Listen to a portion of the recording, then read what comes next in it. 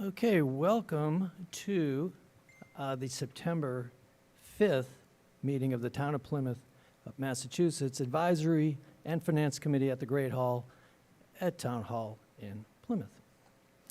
We're going to go right to the roll, and I'm going to start with Ms. Butler. I'm here. Thank you. Mr. Dunn. Here. Thank you. Mr. Green. Here. Thank you. Mr. Howard. Here. Mr. Lally, are you here? Okay. And Mr. Malaguti. Here. Ms. O'Connor. Here. Mr. Pizarro. Here. Ms. Richards. Here. Mr. Snyder. Here. And Ms. Tompkins. Here. Thank you. Okay. So this meeting is being conducted in a hybrid format. Many of our members are actually here in person, and we do have a couple of members attending by Zoom. This meeting is airing on Comcast 9, Verizon 47, or on PAC TV's YouTube channel, and can be viewed at pactv.org/stream.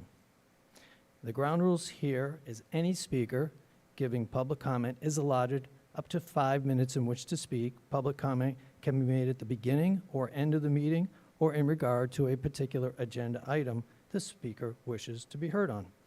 Anyone who wants to attend this meeting virtually may do so, including members of the public, through Zoom, and our meeting code is 995-2986-0638, and our passcode is 100131. And if you choose not to use Zoom, you may call in on your phone 929-205-6099 and enter meeting code 995-2986-0638 and enter meeting code 100131. We will not be able to see your pretty face, but we will be able to hear you. Any questions so far? Okay, do we have any public comment to begin this meeting? Okay, please state your name and address. Hi, my name is Megan Ash. I live at 1610 State Road in Plymouth, Massachusetts. I am one of the petitioners that brought Article 31 to the town warrant, on which it is now a certified article to be voted on at town meeting in October. We were scheduled to give our presentation yesterday on our article at the Finance and Advisory Committee, as all articles on the town meeting warrant must do. We received an email shortly before saying that the town moderator would hear no motions in regard to this article. I'd like to point out that the summary of Mass General Law does not include in the scope of a moderator's duties to remove all discussion or motions on a warrant article after its submission and prior to having seen a presentation and prior to town meeting on an article that has already been certified and submitted. There are some exceptions which can easily be refuted given examples in nearby towns.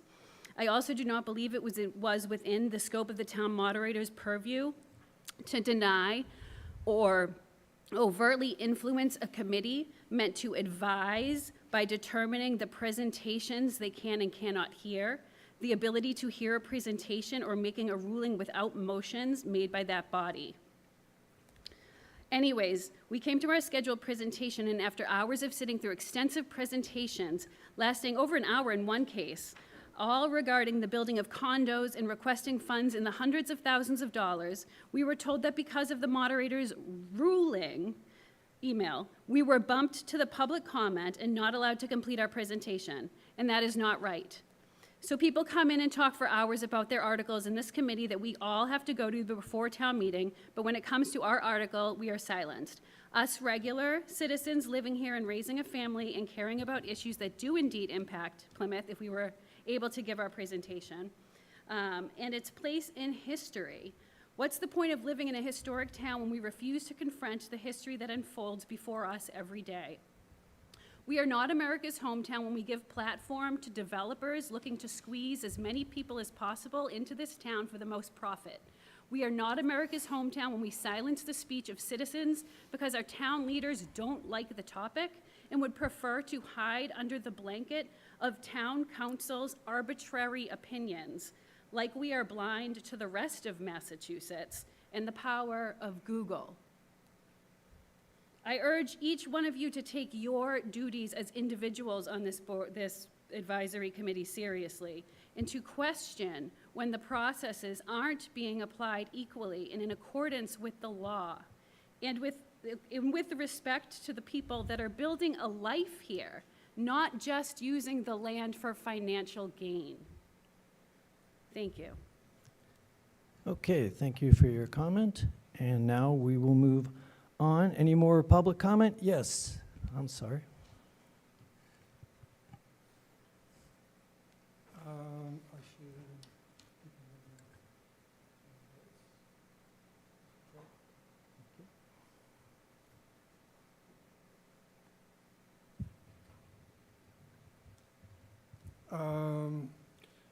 Joe Hutchinson. I'm a member of the Charter Review Committee, a town meeting member, and I am sort of the minority report for the review committee, if you will.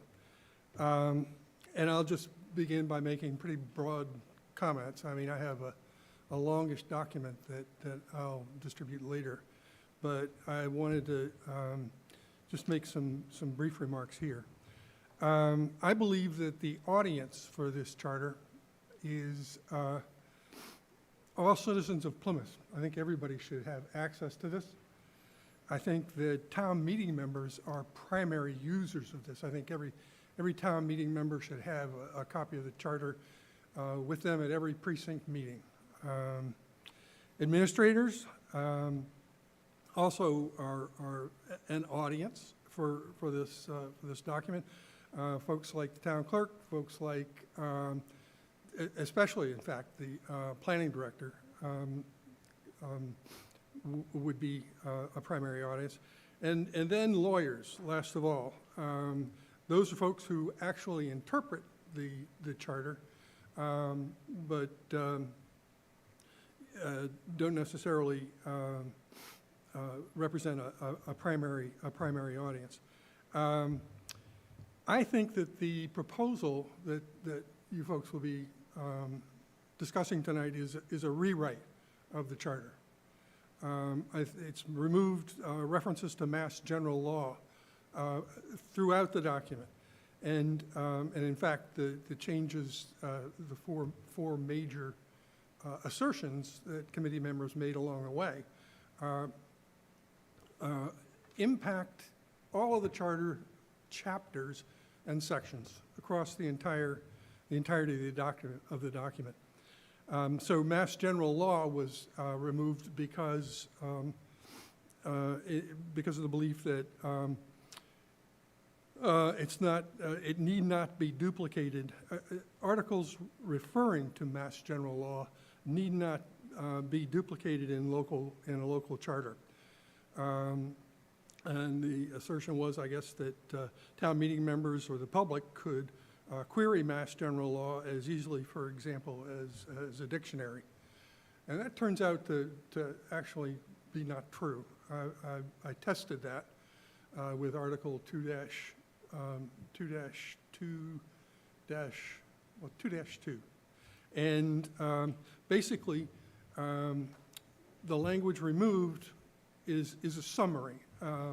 And Mass General Law exists for that particular article in two Mass General Laws, and I ended up in a conversation with the law librarian on the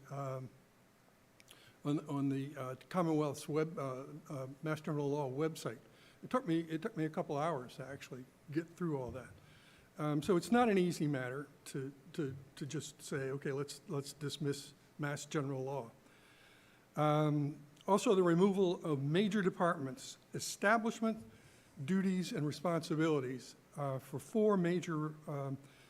three major departments. The Finance Department, the Planning and Development Department, and the Public Works Department. Also, to me, was a major problem. Those duties and responsibilities that are listed in the charter are guardrails for town meeting members. That's what lets us know what these departments are supposed to be doing and how we, when we're faced with articles, are meant to measure them. So they're important to be included. The thought was that they're listed in a personnel manual or similar, and there is a user guide proposed that will be the container for that information, and that will be under the management of town manager, who also has the responsibility or privilege or however you could characterize it, of being able to reorganize government. So we're giving him the ability to actually decide what goes into or doesn't need to be included in such a user manual. The biggie for me, though, is renumbering. As the exercise began, there was an agenda item referred to as renumbering. And as it turned out, once the renumbering exercise took place, it was in fact a reorganization. So there were misnomers along the way. And then, as I just mentioned, the institution of an additional policy document, the charter user guide, if you will, is an extra layer of complexity that isn't contained any longer in law. So it's out there and can be changed relatively easily. I think that the impacts of all this had to do with clarity and transparency, which was my major goal in working on this document. I think that clarity and transparency were blurred along the way, along this reorganization. I think that checks and balances might be impacted. Okay, Mr. Hutchinson, your 5 minutes is over. I can give you one more minute if you would like. Okay, thank you, Mr. Chairman. Basically, I can say that I believe that that this proposal's not ready.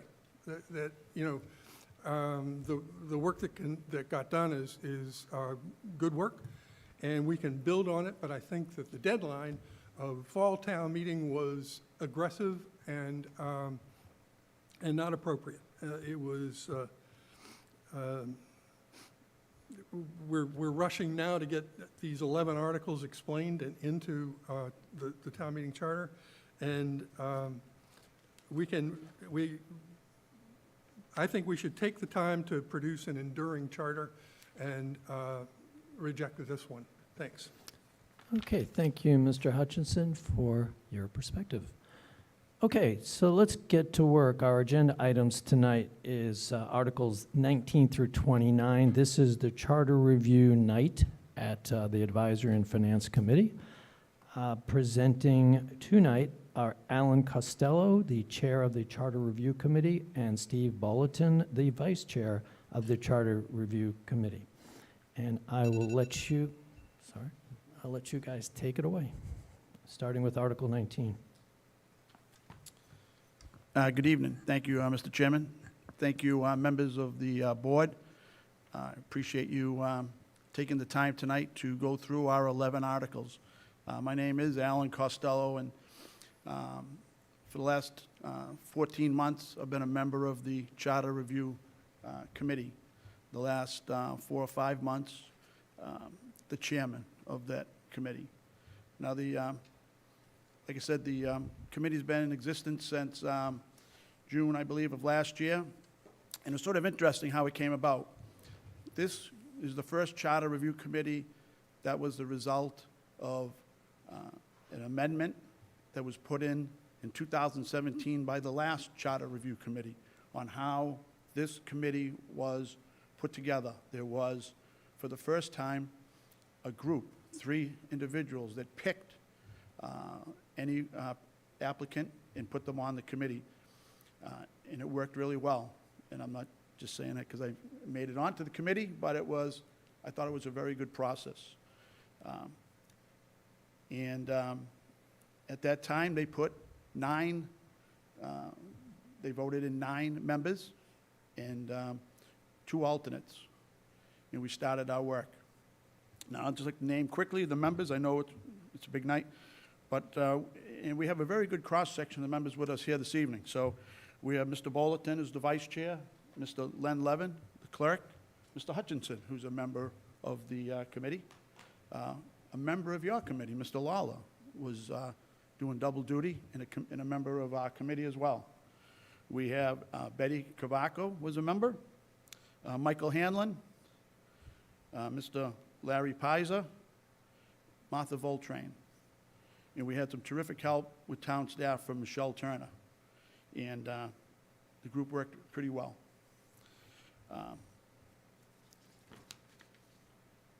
When we started, and let me just correct that. I wanted to finish. There were 2 individuals that didn't finish at the end, and for good reason. When we first were assembled, Mr. David Golden was the chair, terrific chair, went on to bigger and better things. He's now a select board member, as you all know. But before he left in May, he was responsible for guiding us and really helped with the lion's share of the work. Another member of your committee, Mr. Robert Zuccaroli, was a huge help. He was a clerk, and about the same time, due to some family needs, he left the committee. But he was a huge help, as was Mr. Golden, and I'd like to recognize them. At this time, I'd like to get into briefly what our approach was. Mr. Hutchinson, to his credit, touched on a few of them. We had 3 main goals when we first sat down 14 months ago. We wanted to make the town government more transparent for the resident. We wanted to make the government have some more flexibility, and we hope to achieve that with some work on the charter. And we wanted the charter to be a document that allowed residents to better understand. They could go to this document, read it, understand it, and they could better understand the form of government that they have working for them today. We did that, as Mr. Hutchinson touched on, for clarity, for transparency, and for flexibility.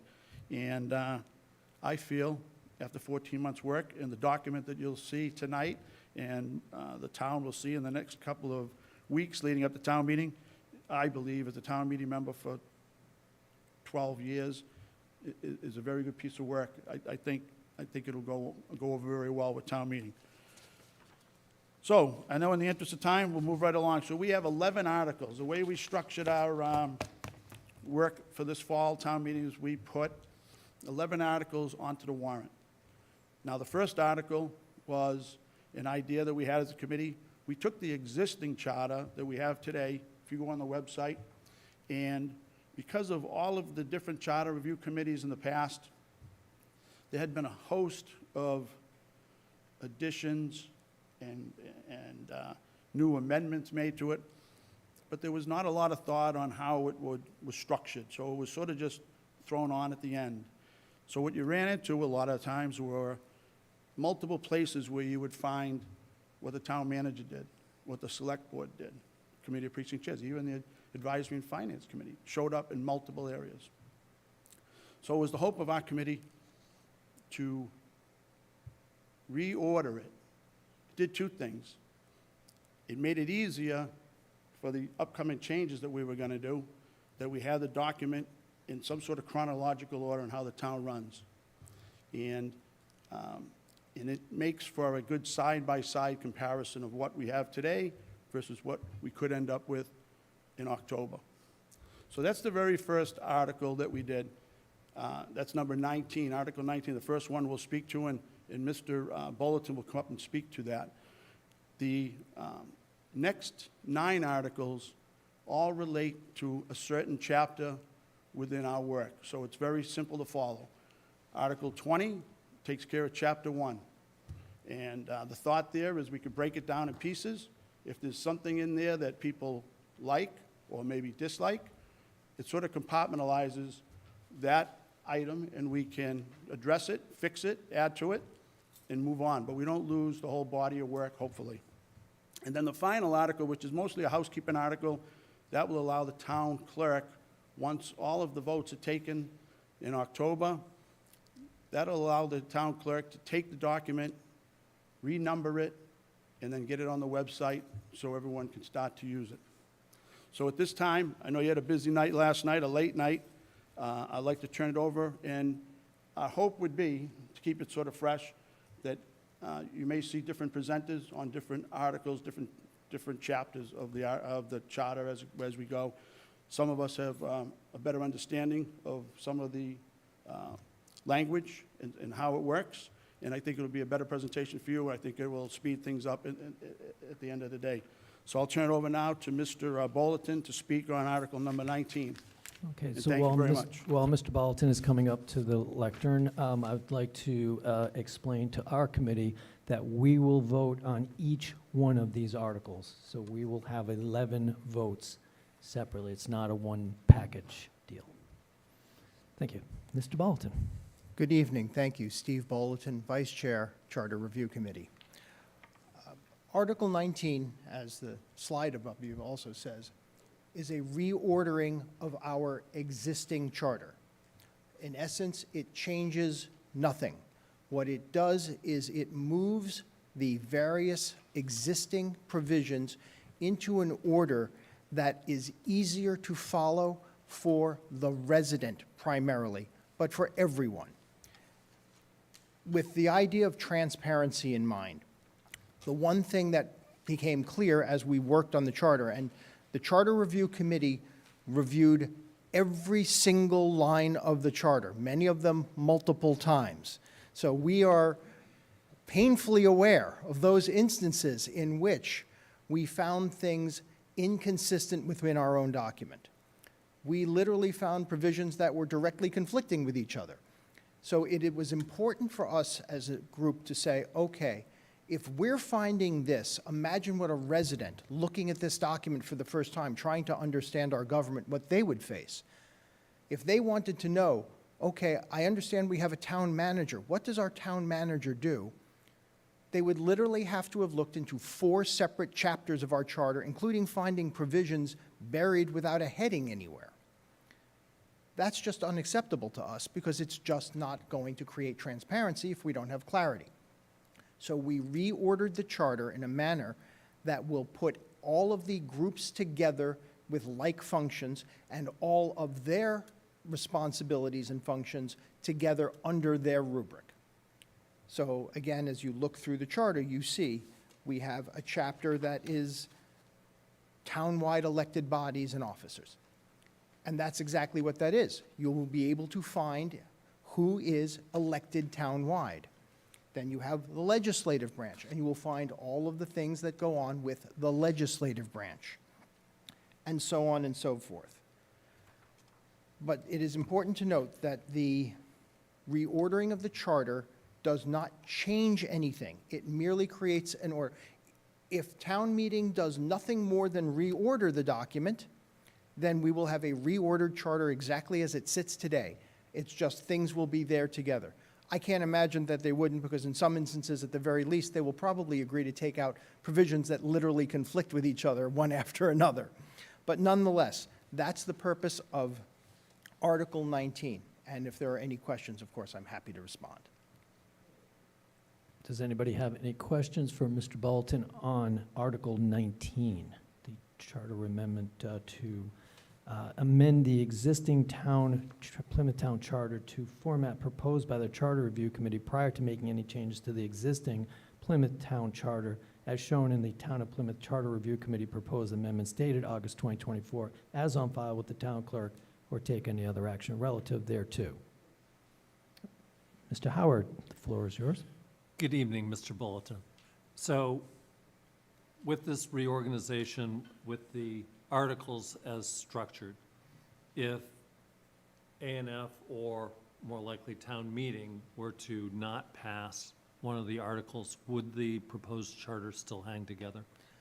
The proposed charter will hang together regardless, with the singular exception of this article, reordering. The reordering is critical to the charter review process because, again, we have structured all of the articles based upon the newly reordered charter.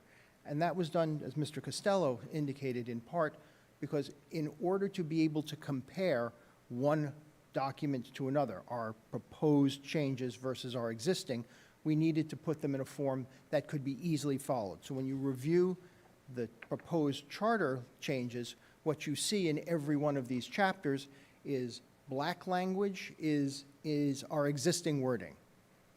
Blue language is proposed new, and red strikeout is, as I said, proposed removed. So you'll be able to see it, but what we've done to make it even easier, though, is we have not changed the numbering. So as you go through each of these sections and you see the numbers next to them, those are the numbers as they are currently listed in our charter. So anyone who wants to say, okay, where is this line in our existing charter can literally go and compare it like to like. So other than the reordering, however, everything else will hold together. There are some provisions that I would say are more important, not for just our charter, but for other instances. For instance, last night, this body heard the land bank article and voted to recommend that to town meeting. One of the bodies that has appointing authority to land bank commissioners is the COPC. We did that with the understanding to some degree that the COPC would be a more formal body under our existing charter.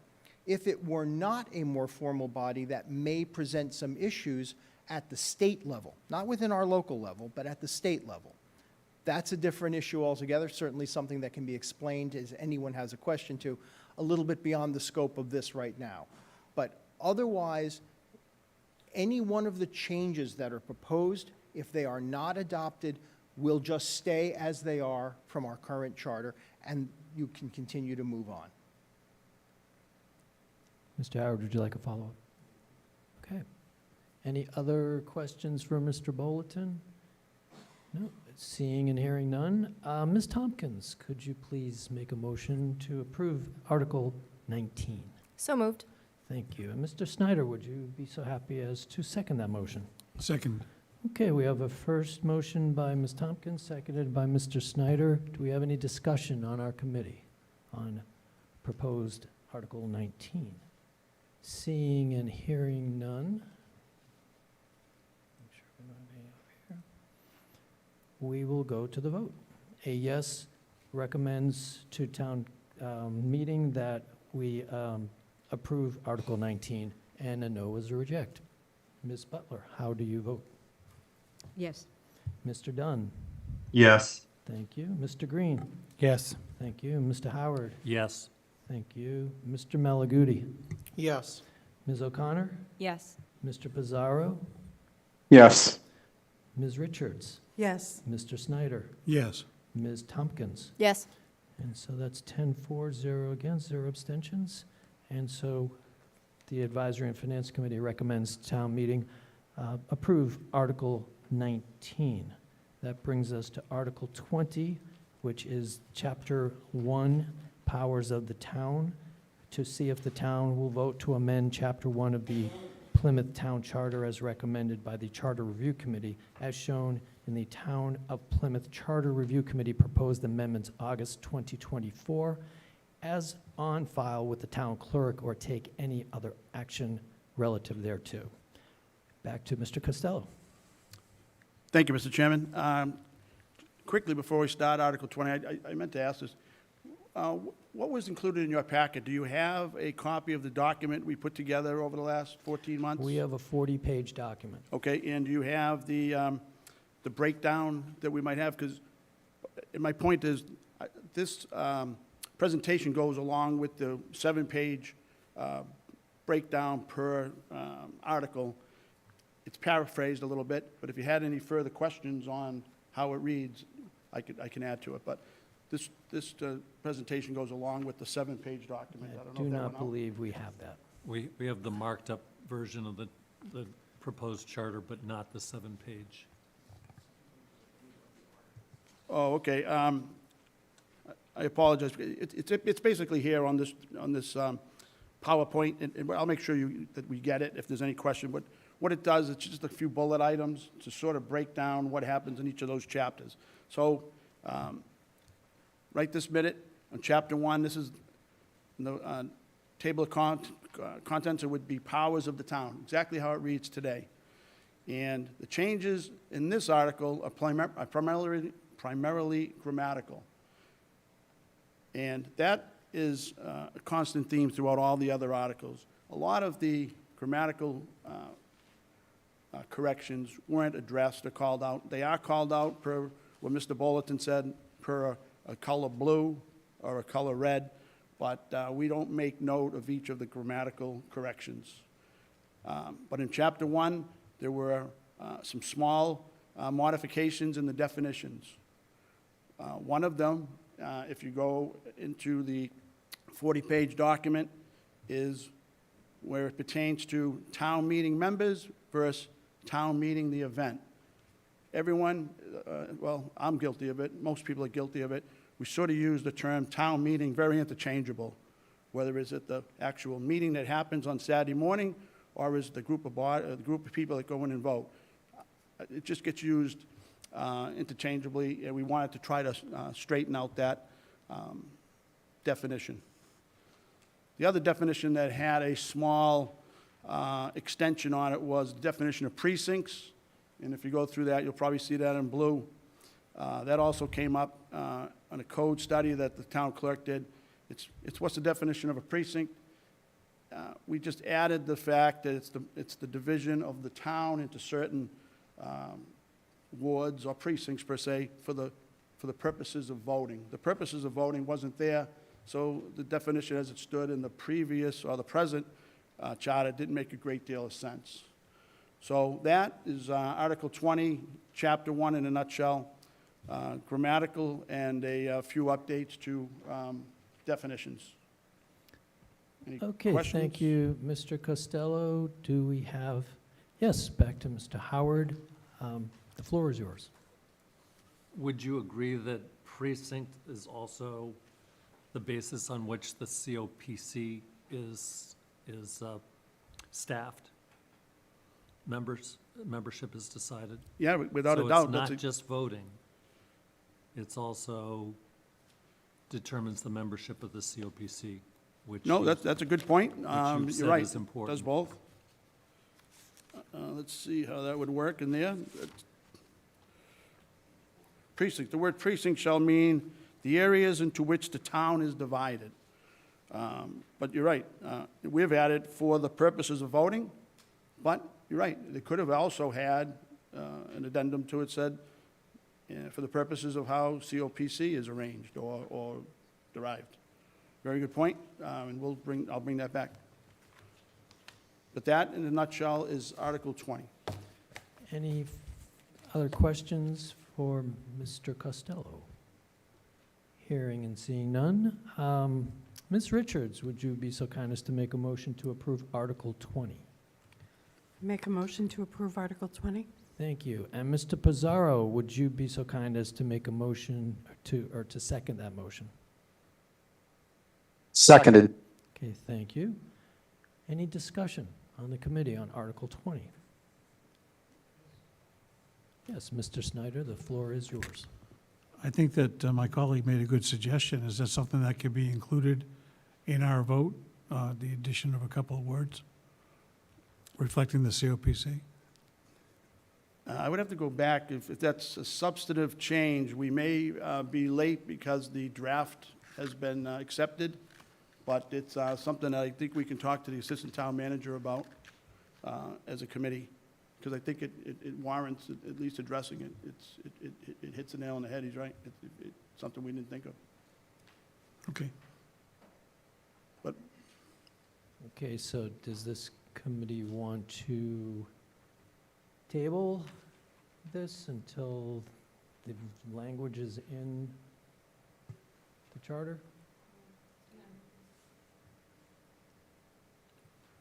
I think I would suggest, we can either approve it or not approve it, but you can make a motion on the floor at town meeting to add that. that's another very good option, you're right. And If it that can is certainly- what I would suggest. Yeah. I think as a fallback, that's a great idea, but I will certainly ask clerically if we can do it at this time. I don't know if everything's closed now. If you can make a change like that, I don't think it's earth-shattering, but it's certainly going to have the committee talk about it. Okay, Mr. Pizarro, I see your digital hand. The floor is yours. Yes, through the chair, we're in discussion among the committee, right? Correct. I have a question, and I'm just trying to wrap my head around this as well. I'm new to Plymouth, relatively new. In 2022, there was a charter commission. They were elected, right? And it had to go, from my understanding, the charter revisions had to go through a general vote of the public. Now, these changes to this charter is just going to town meeting, and if town meeting votes it in, then it becomes the new charter.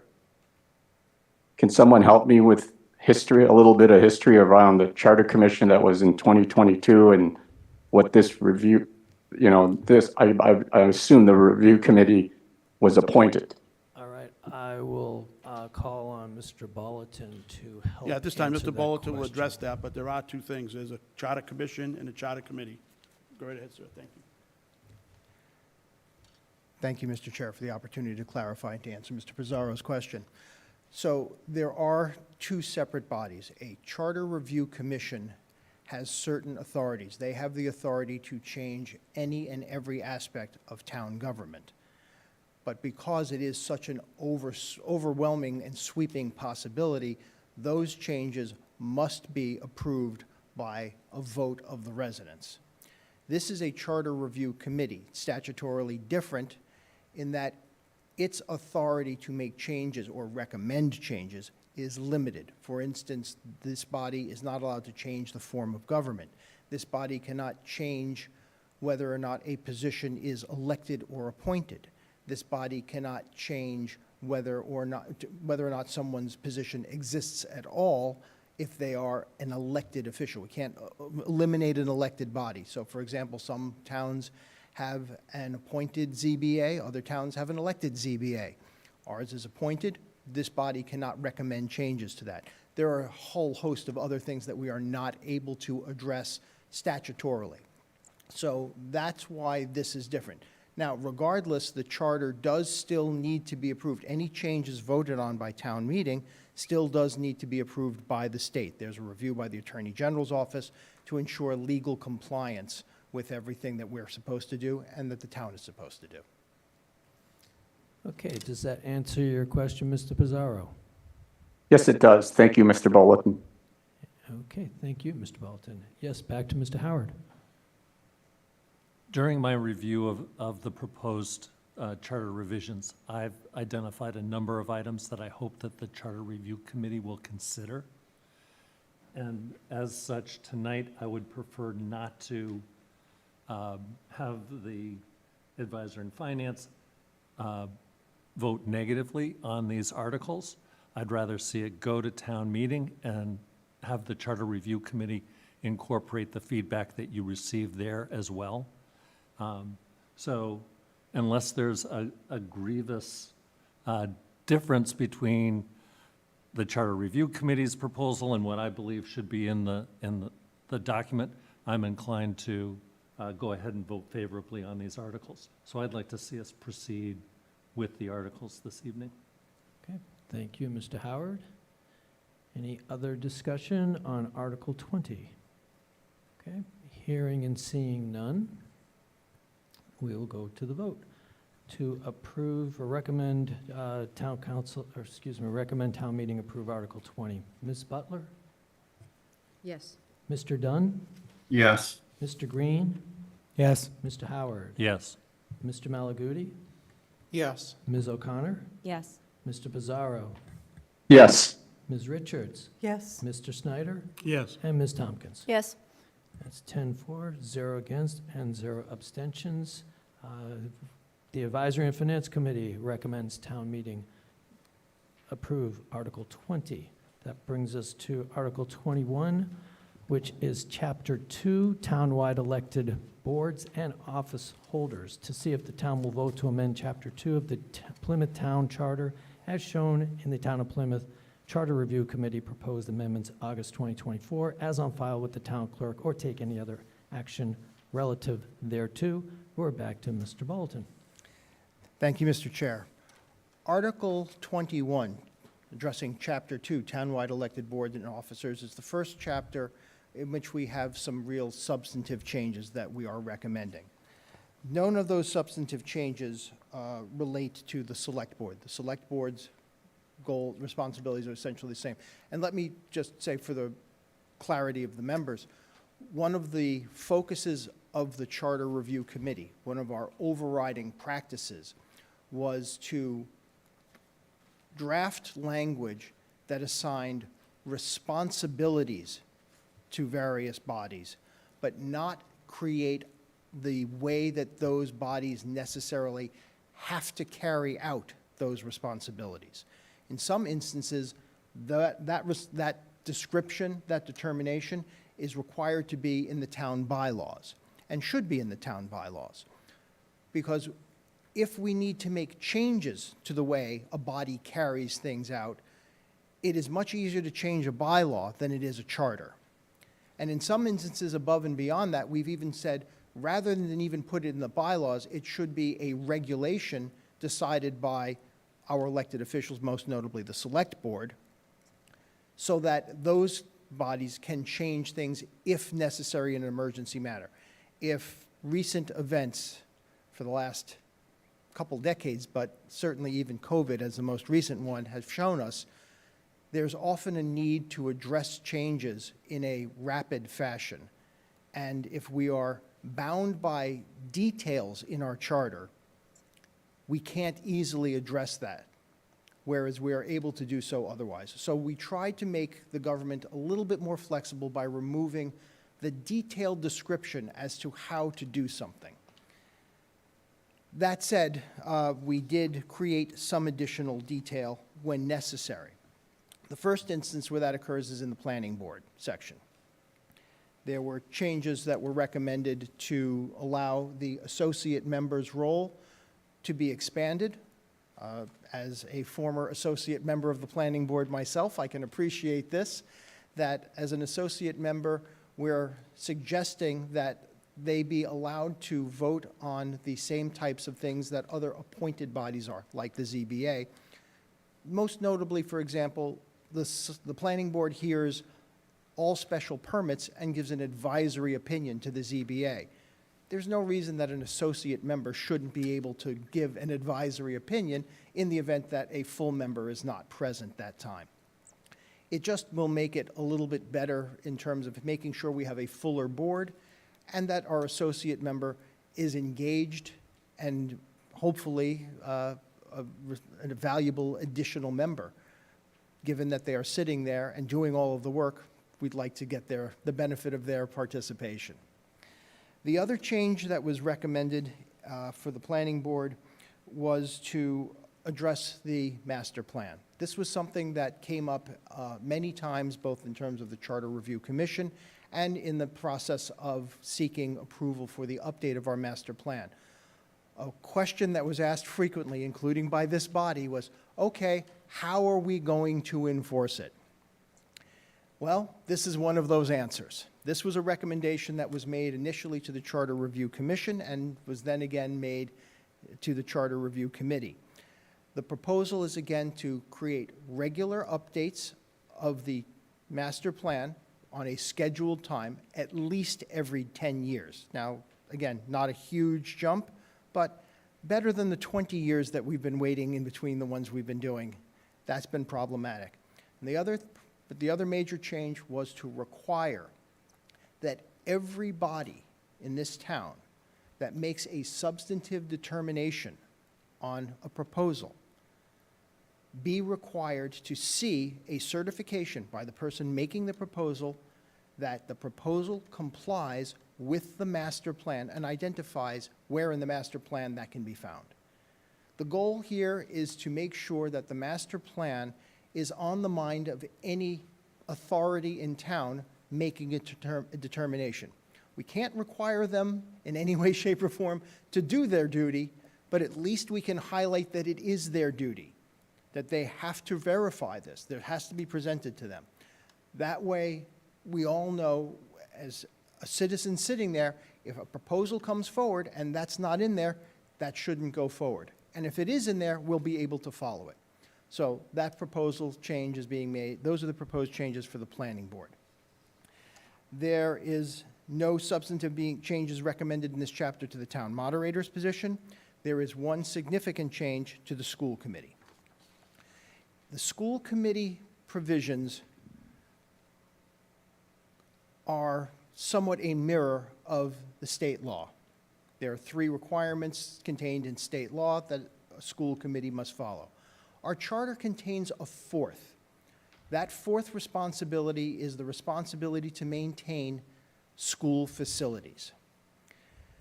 It was the committee's belief that this could, not that it has, but that this could be a hindrance to an effort on behalf of the town to create a shared services plan for maintenance of facilities. And again, per our practice, our goal was to try and create greater flexibility. So again, we're not mandating that anything change with the school committee. The school committee could still, the town could just decide as easily, we're going to continue to maintain a separate school committee maintenance facility and a town maintenance facility. Or at some point, the town could decide to combine them in some fashion. But if this provision is contained in our charter, it would potentially prevent that. And our goal was to, again, provide more flexibility. Those are the substantive changes that are proposed in Article 21. Okay, thank you, Mr. Bolton. I see Mr. Green. The floor is yours. Thank you, Mr. Bolton. Can you help me understand the language about having any article that comes before the town relate to the master plan? So we just heard this Gaza ceasefire resolution. How would somebody argue that that has anything to do with the master plan? Well, the master plan addresses all aspects of town life. That would include culture, that would include our community, that includes education. Someone could certainly make that argument. And someone could just as equally make the argument that it does not. But that would certainly give someone the opportunity to point out as they're coming before, and in that instance, they would have to make that, I would assume, as part of the article and present that to this body and then ultimately to town meeting to say that what I'm proposing complies with the master plan. It is consistent with our master plan, or at the very least, it doesn't conflict with our master plan. But again, part of the master plan, there's an entire section of our master plan that will be talking about our community, our education, cultural, heritage, all of that. And these are articles that the proponent for that particular article could certainly cite to and say this is part of our goal of educating the community. So it doesn't have to be a detailed legal thesis.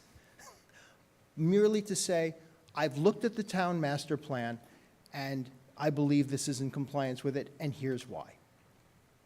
Okay. Obviously, in other instances where someone is coming forward with a major land use development, there may be a lot more detail that might be provided. Again, it's literally there to make sure that it is highlighted in any proposal that is presented to the level that it needs to be. And obviously, to the extent that any particular body that is seeing a presentation is not satisfied with the certification, that at least means they are looking at the certification, they are looking at the master plan, and they are considering it. And that's what their obligation is, and that's how we enforce, to the extent we enforce, our master plan. Okay, thank you. Okay, I saw, yes, Ms. Richards, the floor is yours. Thank you.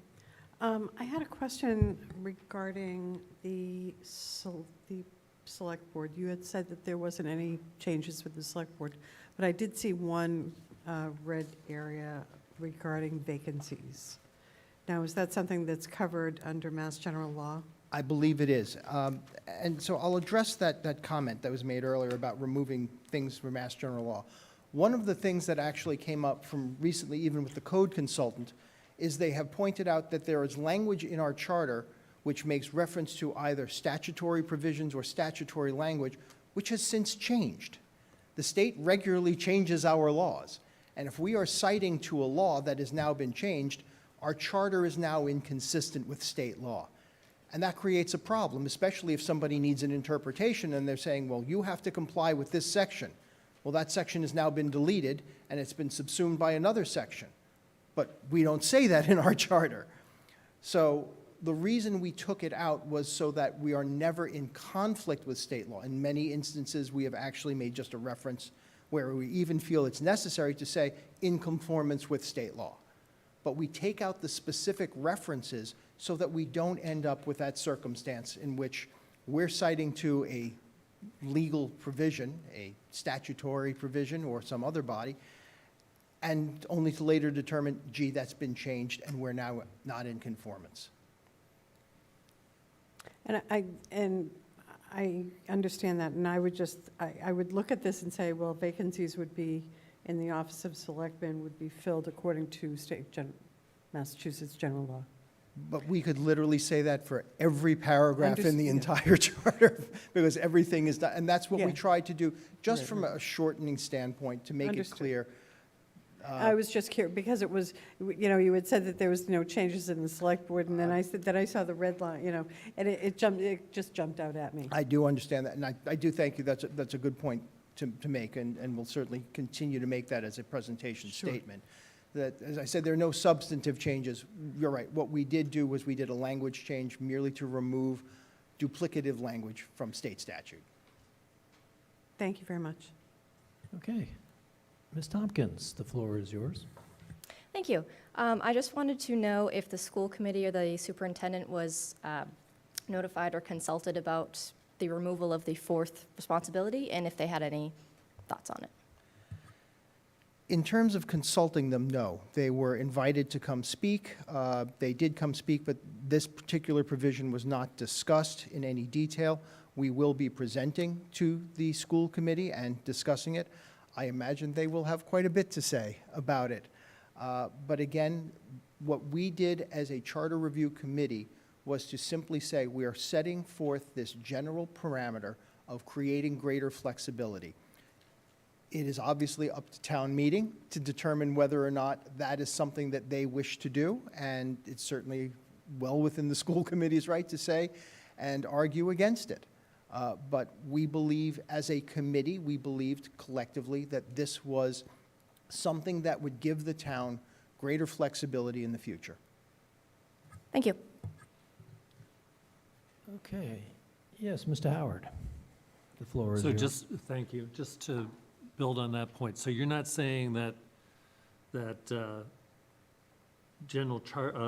maintenance of school buildings necessarily would be removed from the school superintendent, but it could be, say, put under DPW or something like that? That's absolutely correct. And But you're not mandating it in No. the charter, we're just removing the restrictive language. exactly, and Okay. you'll see that as part of a lot of things that we've done, is what we've done is we have removed restrictive language to give the town greater flexibility as to how it will operate or chooses to operate in the future. Very good. Second question, I noted that for the planning board, you refer to it as, I believe, an associate. That is consistent with the state statute. Okay, but under the health department, it's listed as an alternate. Is there a reason for the different terminology? If it's still there, that's a typographical change that hasn't been made. We are trying Okay, to, that's in health department. Thank you. we will correct that. Okay. That is certainly, we tried to be consistent because, again, state statute tends to refer to associate members. I'd be fine either way. I think there's value in consistency.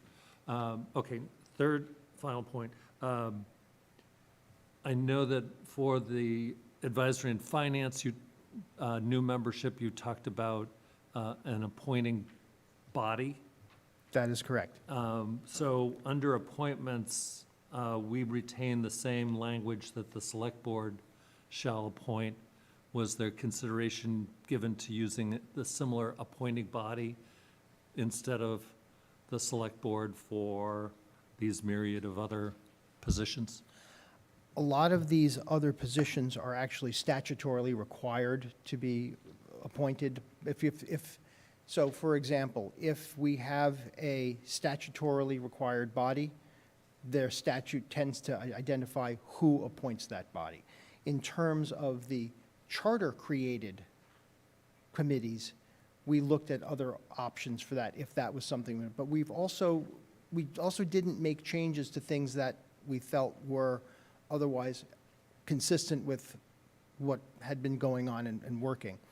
So, for example, the Charter Review Committee is now added as a charter-created committee, and we did change the appointment body again a little bit to expand that. We also changed, for example, the Land Use and Acquisition Committee, and that was with discussion to them. We changed one of the members coming from the open space. We limited open space appointments to one and added the Agricultural Commission. Yeah, So we did have those discussions, when we had discussions with all of those bodies when they came in. They were all invited to come in and speak to see whether or not they felt that appointments needed to be done differently. And I also can note that, again, a lot of these are also addressed in our town bylaws as opposed to by chapter, by charter. So a lot of things can be addressed and need to be addressed. Specifically, manner of appointments are very often addressed in our bylaws rather than in our charter. So what we did do, and to your point, yes, we did identify who was doing the appointing, but not necessarily how they do the appointing. That's often addressed as part of our town bylaws. Thank you. Okay, Mr. Malaguti, the floor is now yours. Thank you. Most of my questions have been asked by everyone else, but I did see one glaring problem in page 7 of our packet, section 2, the select board composition and terms. 3-1-1, select board of 5 members shall be elected for 3 overlapping terms. The regular election of the office of select board shall be held in accordance with chapter 5 of this charter. Chapter 5 is the town administration. I understand, and again, for internal numbering, that will be addressed, that's part of the last article that will come before you tonight. That is to allow everyone to go ahead, and that is allow the town clerk's office to renumber both this and internally. It will be ultimately dependent to a degree on what ultimately gets approved by town meeting. So as I indicated earlier, we did not change substantively any of the numbering. So I agree with you, that is something that will be changed. All of the internal references will be changed depending upon what town meeting ultimately approves. Because if town meeting approves something or doesn't approve something, that will change the numbering within the document. So we won't really know until the end. We could have just also, for practice, just put XXX in there, and I think we did in some other instances to identify that. So I appreciate your pointing that out, but again, all of that will be, anything both in the paragraph numbering and the internal references will be addressed by the town clerk for consistency purposes after town meeting has done all of its voting so that we know what we're referring to. Well, my other rationale for stating that too is because that's the only board that references a chapter for its planning board, and the school committee doesn't reference a chapter for elections for it. Understood. And I think that, again, to some degree, we tried not to, where language was there. We didn't necessarily rewrite everything, but I do appreciate that. That is a good point. Great, thank you. Okay, any further questions? Ms. O'Connor, would you like to move to approve Article 21? So moved. And Mr. Malaguti, would you please second that motion? Second. So we have a first from Ms. O'Connor, a second from Mr. Malaguti. Is there any discussion? Seeing and hearing none, we will go to the vote to approve or reject Article 21. Ms. Butler, how do you vote? Yes. Mr. Dunn? Yes. Mr. Green? Yes. Mr. Howard? Yes. Mr. Malaguti? Yes. Ms. Yes. Mr. Pizarro? Yes. Ms. Richards? Yes. Mr. Snyder, Yes. and Ms. Tompkins. Yes. We had 10 for, 0 against, 0 abstentions. The Advisory and Finance Committee recommends that town meeting approve Article 21. Okay, Article 22, Chapter 3, the Legislative Branch Representative Town Meeting, to see if the town will vote to amend Chapter 3 of the Plymouth Town Charter, as shown in the Town of Plymouth Charter Review Committee proposed amendments, August 2024, as on file with the town clerk, or take any other action relative thereto. And we're back with Mr. Bolton. Thank you, Mr. Chair. So Article 22 of the reordered charter, again, puts together certain town group responsibilities. These very specifically talk about the way we're running the legislative branch, how that functions in our government. We try to keep most of this pretty consistent. So the changes that were recommended were, for example, simultaneous offices. Originally, in the charter, as it sits currently, the simultaneous offices provision refers to both the select board, the planning board, all of the offices, and town meeting members. Because we separated this out as being necessary, as trying to create the legislative body, the legislative branch in one chapter, we felt that we would create a second provision that just reiterates for town meeting members, as we do for other elected bodies, that they cannot hold simultaneous offices. The procedures, again, the changes that were recommended to the voting procedures at town meeting were done to limit the level of detail that we had required. Again, less of the how and more of the what.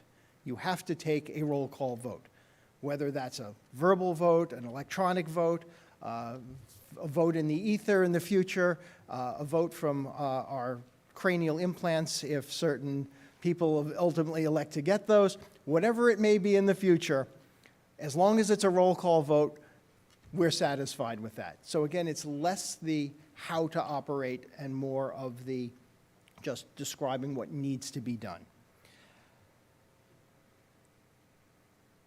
There were some changes recommended with respect to non-representative town meeting members attending town meeting. Again, we had a long litany of people who were required to attend, many of whom are town staff, that we are paying for that. And ultimately, we determined it would just make more sense to have the people necessary to be there depending on what's going on at town meeting. For example, the town engineer does not necessarily need to be there if there's nothing for the town engineer to answer to. But that would be up to, ultimately, the town to decide who should be present. We do require department heads to still come. We still require representatives of each of the boards to come. But that was the other thing, is we also said, rather than saying, oh, the chair should be attending, it should be a representative of the board. And it should be the representative of the board, especially if they have an article pending, who's best able to speak to that article. So again, the responsibility is to have someone there, but we're not telling them exactly who it has to be. That's going to be up to them. More flexibility so that town meeting gets the best information possible from those who they need to hear from. But at the same time, that the town is not incurring added expense for people to be present who don't need to be present. Finally, the conflict of interest provision, that was something that we had a significant discussion regarding. There has been, there was a provision in our, there is a provision in our charter, which in essence says that town employees who are town meeting members are deemed to have a conflict of interest in voting on budgets for their own department. But as we've discovered, they don't actually vote on budgets for their own department because they're never broken out that way. And otherwise, our charter has always said, but you can vote on an entire section budget So unless there's somebody voting on their own specific provision or their own family-specific position, it's not going to come up. And if it does, that is a direct conflict of interest, no matter what, whether or not you're a town employee or not. This seemed to be a provision that was put in as a, shall we say, overly conservative approach to a fear that never materialized. And at the same time, it seems to be a bit discriminatory in the sense that we always want the best people to come forward to be town meeting members, as simple as that. And it would seem counter to our goal of doing that to say, okay, you as a town employee, you may be great at doing this, but we're going to discriminate against you voting on budgets or make an argument that you might be, or create a question in someone's mind as to whether you're supposed to participate in something, and therefore lose that potentially very good town meeting member. The conflicts of interest provisions are still there. They're still kept pretty much the same way the town meeting has always had them. We discussed at length whether or not to change them. There were actually two directly conflicting proposals. There was one proposal to make them more stringent, make town meeting comply with the same conflict of interest provisions that are in the state ethics laws for other elected officials. Town meeting members are by statute exempted from those, so there's nothing wrong with the fact that they're not following them. They're not required to by state law, but we could have made that part of our charter. Conversely, there was a proposal to remove all conflict of interest provisions from our charter and basically say, you can vote on anything no matter what. Needless to say, those two divergent opinions did not end up meshing, and as a result, we kept the middle ground that was in our existing charter as being the best methodology for going forward in terms of the compromise that we reached. And I'll note for, again, our record, that I believe of the 11 members, direct and alternate, of our Charter Review Committee, 7, I believe, were current or former town meeting members. So I think we had a pretty good cross-section in terms of the views of town meeting as part of that. So if our belief was, if this group couldn't come to consensus on a dramatic change, we didn't believe the town meeting would either, and therefore felt from a practical standpoint, it made the most sense to continue our general approach with just this singular change. And that is, oh, and the final change that we made had to do with caucuses. We recommended that, so under the charter right now, there are 2 mandatory caucus meetings. One for reorganization purposes after an election occurs, and one prior to town meeting. Only, by the way, prior to only one of the town meetings. We felt that that just didn't cut it.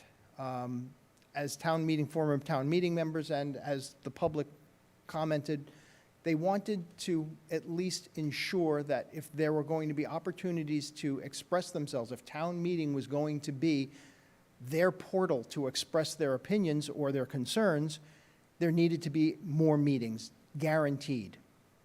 We didn't go crazy. We didn't say you have to have one a month or even every other month. Once a quarter seems to be, and again, we said up to 4. So it could still be that they decide to do meetings just ahead of town meeting and still nothing during the remaining off-season, or people could spread it out. I do note that many of the precincts do far more meetings, and some do fewer meetings. This way, we had at least a minimum that were required, but again, we didn't tell them when they had to hold them, what they had to cover in them, merely that a meeting needed to be held so that the public had confidence that if they wished to come before their town meeting members as a collective body, they had an opportunity to do so. And I believe that was the crux of the changes for Article 22. Thank you, Mr. Bolton. And Mr. Howard, the floor is yours. Just on that last point about the precincts, I would suggest that you modify the wordings to say at least 2 meetings per fiscal year, per something, because it doesn't, it's vague as to what the 2 additional meetings would be, and I just, We per did. year. We did discuss that, and I think that the answer was to say that we wanted to make sure that as events came up, it could be done, because what we were concerned about, as well as if saying, okay, we're going to do them, we wanted to give the precinct chairs at least sufficient opportunity to hold the meetings based upon what goes on in their particular precincts and what the focus is. And that's great, but if you're requiring them to have 2 additional meetings, they should have at least some guardrails that say these 2 additional meetings have to happen when. It's certainly, it is certainly a valid point. I could say that, again, if that were an amendment that were to come at the town meeting floor, I cannot imagine that you would be getting any pushback from the Charter Review Committee on that.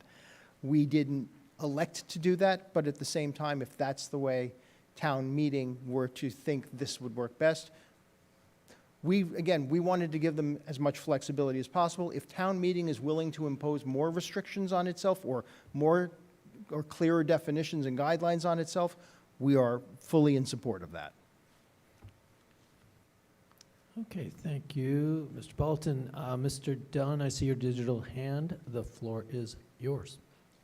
This is quasi-related, but I was curious if you had any discussion about adding public comment, since we heard from Mr. Donato last night about an article that would require public comment, which I think has been incorrectly ruled out of order, and I think should go forward. I think it's nonsense that it's not going forward, but I was wondering if you guys had any discussion about requiring that, since it seems to be the only meeting on the planet that doesn't require public comment. And I note that someone who made public comment at our meeting earlier is opposed to public comment at their own meetings. Thank you, Mr. Dunn, for that quite enlightening statement. We did not specifically address that, in part because, and I'll even note per what the moderator noted, that's the type of thing that should be included in a bylaw rather than in a charter. It was actually something that we discussed, and we can talk about when we get to the COPC, as to whether or not even the COPC, as a regulatory body representative of town meeting, might itself create regulations for the conduct of caucuses where everyone agrees to follow the rules established, and that would probably be a very good thing for the COPC to work on, whether that's creating a rule for itself or suggesting that a bylaw change in order to do that. We wholeheartedly support public comment. That's the purpose, as far as we're concerned, of the caucus meetings in large part. It is not just for town meeting members to discuss amongst themselves, but to hear from their constituents. They are the eyes and ears of the community. They are the boots on the ground, if you will. They are the first level of response to their community because they live amongst that community. So it is important to hear from that community. We did not, again, keeping with our practice, we did not create responsibilities as to how things are to occur, but merely that they are to occur. I personally support that approach of having public comment at all caucuses, but I don't have a vote in that. Ultimately, town meeting, and I think specifically the COPC and town meeting members and their caucuses should, however, address that, and I think that that's a very good idea for a bylaw. Thank you. Thank you. Any further questions? Mr. Malaguti, the floor is yours. Thank you. So going back to section 2-11-4 about the 2 additional meetings, if I recall correctly, those would be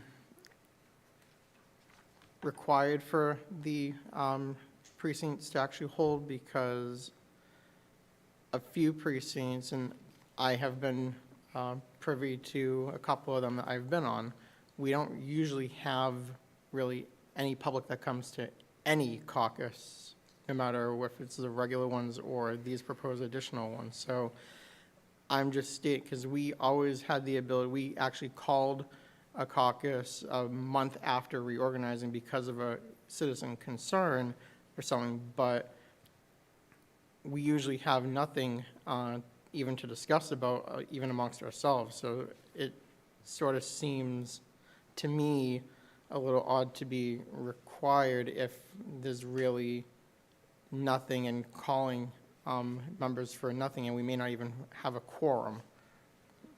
Well, not having a quorum is a different issue, but calling I'm them. saying if we're I'm saying if we're statutorily required to have additional ones, we don't have a quorum to even meet that, then Well, I can't address whether or not a particular caucus is able to maintain. I mean, again, you've got 9 town meeting members. You should be able, hopefully, to obtain a quorum by consensus in calling a meeting, especially given the ability now that people can attend virtually. That said, in terms of the requirement, the issue was not for those bodies that did not have people who were attending, but rather those bodies that were simply not calling a meeting and the people weren't given an opportunity. We do understand that, again, this is somewhat pushing the envelope a little bit from what our general practice was. And I personally was involved in this discussion, and I even acknowledged at that time it was contrary to my own practice of not identifying what these bodies should be doing. Nevertheless, we heard public comment, people saying, I want to have more access to my town meeting member. And they're not going to answer my phone call. They're not taking my emails. They're not getting back. I want to have access to them. And we said, all right, well, I think that 2 additional meetings is hardly a burden, especially since one of the meetings called for in our charter is literally says, all you have to do is get together and reorganize. You don't even have to, you wouldn't have to take anything further from that.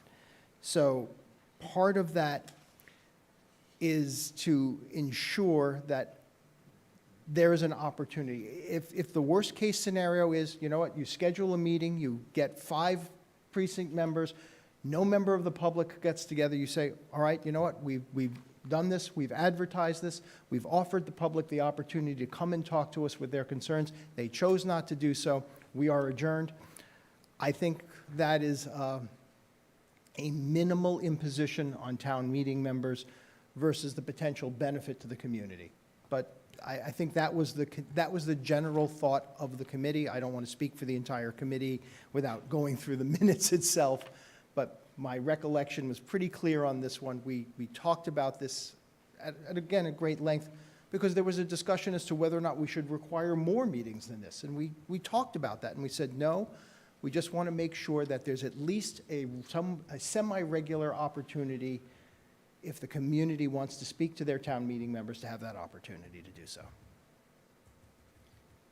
And Justin, I do agree that there should be a lot more access for town meeting reps for their actual citizens that they do represent. I just question that. So then this would actually make it 5 meetings per year because the section 2-11-12 says each precinct delegation shall hold a caucus for the purpose of reviewing the subject matter of the upcoming town meeting. So that means 2 already.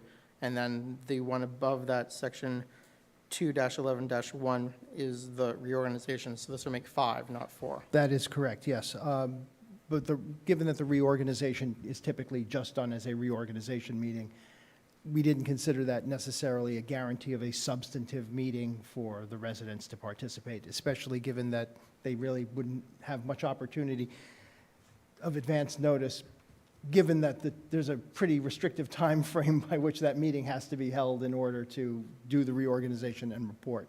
But you are correct. Technically, it would be 5 meetings, one being solely as a reorganization being the only requirement. Okay, thank you so much. Thank you. Thank you, Ms. Richards. The floor is yours. Just Piggybacking on what Mr. Malakuti was talking about, so I was just happened to be thumbing through the precinct meeting minutes, and I am in precinct 14, and there was one meeting since the beginning of the year. So I, for one, am in favor of that, since it is you're forcing your precinct members, town meeting members, to have meetings. And to some degree, also forcing the residents to attend these. What's the phrase? If you don't want to participate, you don't have the right to complain. It's not going to stop anyone from complaining, but at least you have a response at that point to say, we held a meeting, we advertised it, we let everybody know, and we made it very clear that on the agenda is come talk to us. And if you choose not to, you choose not to. But at least there's then a response, and it's uniform throughout the community. And that's, again, a part of this charter was to create uniformity of processes. Some precincts will certainly meet far more often, and heavens willing, I hope more do. I think it's important. But at the very least, we wanted to create a uniformity that says there needs to be at least X number of substantive meetings per each precinct caucus. Ms. Richards, do you have a follow-up? No, I appreciate your comments, thank you. Okay. Any further questions for Mr. Bulletin? And hearing and seeing none. Mr. Howard, would you like to make a motion to approve Article 22? So moved. And Mr. Green, would you care to second that? Seconded. Thank you so much. We have a first by Mr. Howard, a second by Mr. Green to recommend town meeting approve Article 22. Any discussion on our committee? Excellent. Hearing and seeing none. Ms. Butler, how do you vote on Article 22? Yes. Mr. Dunn? Yes. Mr. Green? Yes. Mr. Howard? Yes. Mr. Malaguti? Yes. Ms. O'Connor? Yes. Mr. Pizarro? Yes. Ms. Richards? Yes, Mr. Snyder? Yes. Ms. Tompkins? And we approved 10-0 to recommend that town meeting approve Article 22, legislative branch. Okay. That brings us to Article 23, Chapter 4, elections, to see if the town will vote to amend Chapter 4 of the Plymouth Town Charter, as shown in the Town of Plymouth Charter Review Committee proposed amendments, August 2024, as on file with the town clerk, or take any other action relative thereto. And we'll go to Mr. Costello. Thank you, Mr. Chairman. I'd like to quickly go through Article 23, Chapter 4, Elections. The front end of this chapter, there's a couple of small changes, relatively small. The first one is on the order of the ballot. We made a change there where we're asking to recommend eliminating the requirement of the publication in which the town clerk advertises the lottery. She presently does it, or has to do it per the charter, in the newspaper. As we got together in our discussions, the newspaper, as we all knew it, is sort of gone by the wayside, and we've hoped to remove that restriction and give the town clerk flexibility to use any manner of publication that the clerk determines. So that's the first change in that section. Moving down, the information for the voters. No changes were recommended to the description of the ballot questions. That was the only notation there. Nonpartisan, as we continue down, nonpartisan elections, no changes were recommended in that section as well. Time to take office, no substantive changes were made there, with the exception of, well, I shouldn't say no substantive.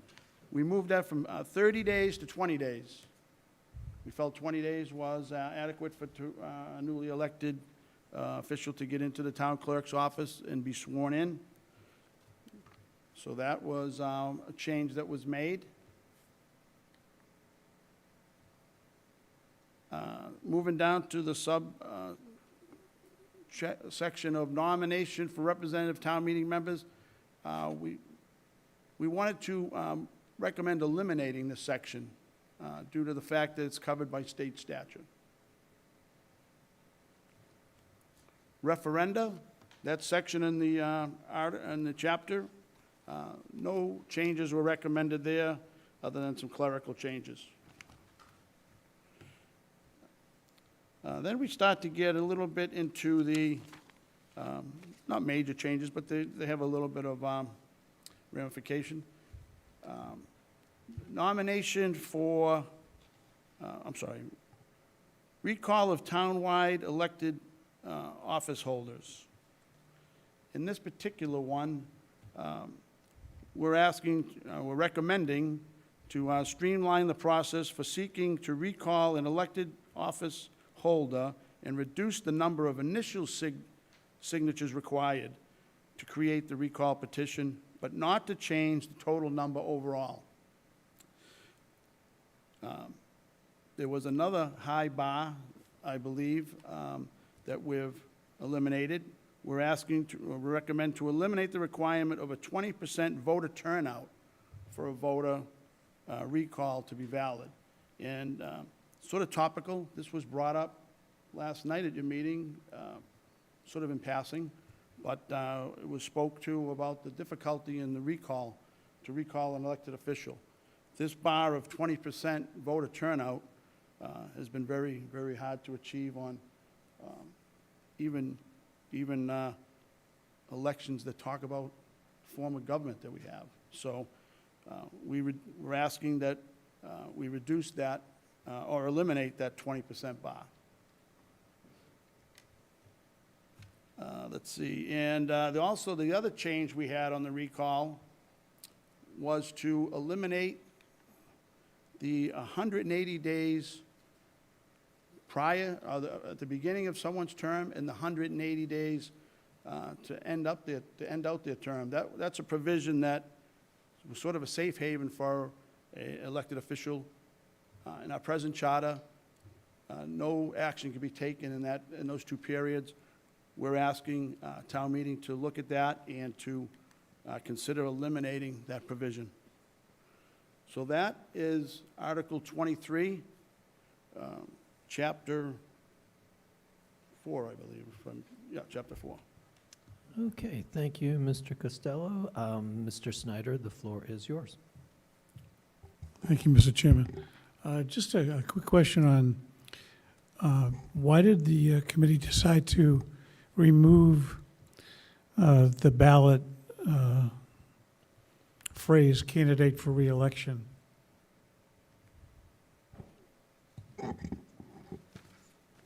It's in the town elections 512. It says that the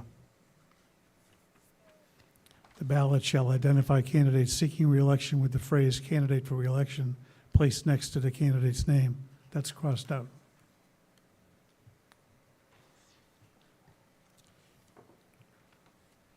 I apologize. 5-2-1? I'm not seeing it. 5-1-2. 512. Oh, okay.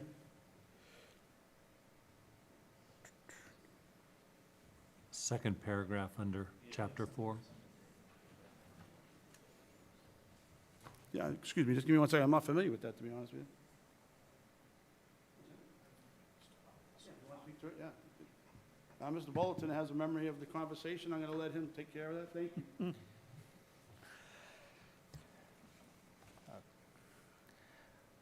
As we discussed the ballot order and ballot, so one of the things that, we talked about was how the names appeared on the ballot, both in terms of order and description.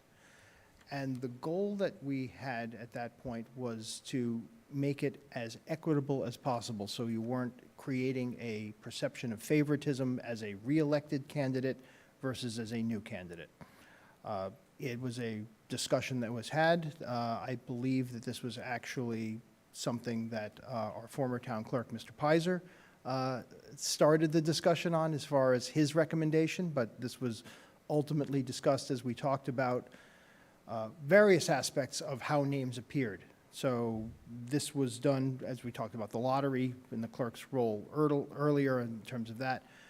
So this was part of that same general discussion. The goal was to sort of create a very even ballot so that anyone running, no one would have a particular advantage or disadvantage by appearing first on the ballot versus last on the ballot versus having an additional descriptor or not having an additional descriptor as to their current status. It just seems to me that, first of all, it may not be an advantage, it could be a disadvantage, it could be anything, depending on the perception of the voter. But it seems to me that it's reasonable that a voter should have the knowledge that the person is currently holding office or isn't currently holding office. And I don't think that should be scrubbed. That's my personal opinion. Okay, Mr. Howard, the floor is yours. Referring to Section 4, nomination of candidates for election to representative town meeting. If you had told me that you were moving that to the public user guide, which is referenced later in the document, then I would have been content with that response. But saying that I've got to go to the state regs to find how to become a town meeting member does not really please me. I think you're gonna get some feedback from others that indicates that this is like the only place that you can find out how to be a town meeting member. So I can understand why you might want to move it someplace else, but I think this needs to be as easy as possible for potential town meeting members. Thank you. I think that's a very good point, and it's certainly something that I would expect to see in the user guide. And again, the user guide and we'll discuss it in obviously much greater detail when we get to that section, if that's the will of the committee.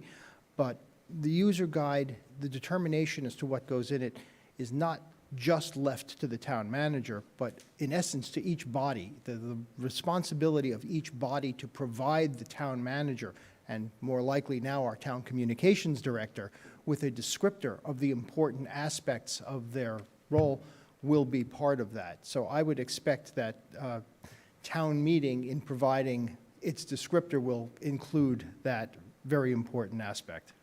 So again, as you described the removal of this section, I would encourage you to frame it in that way.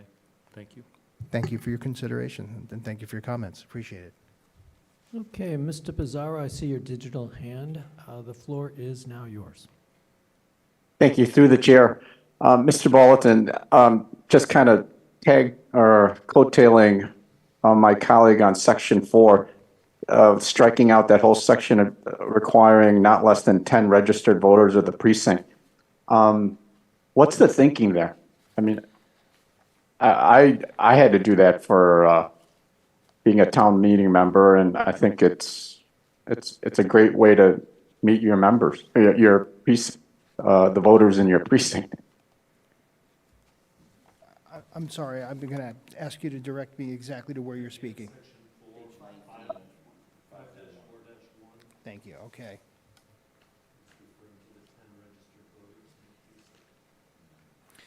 Well, again, it's actually statutorily defined.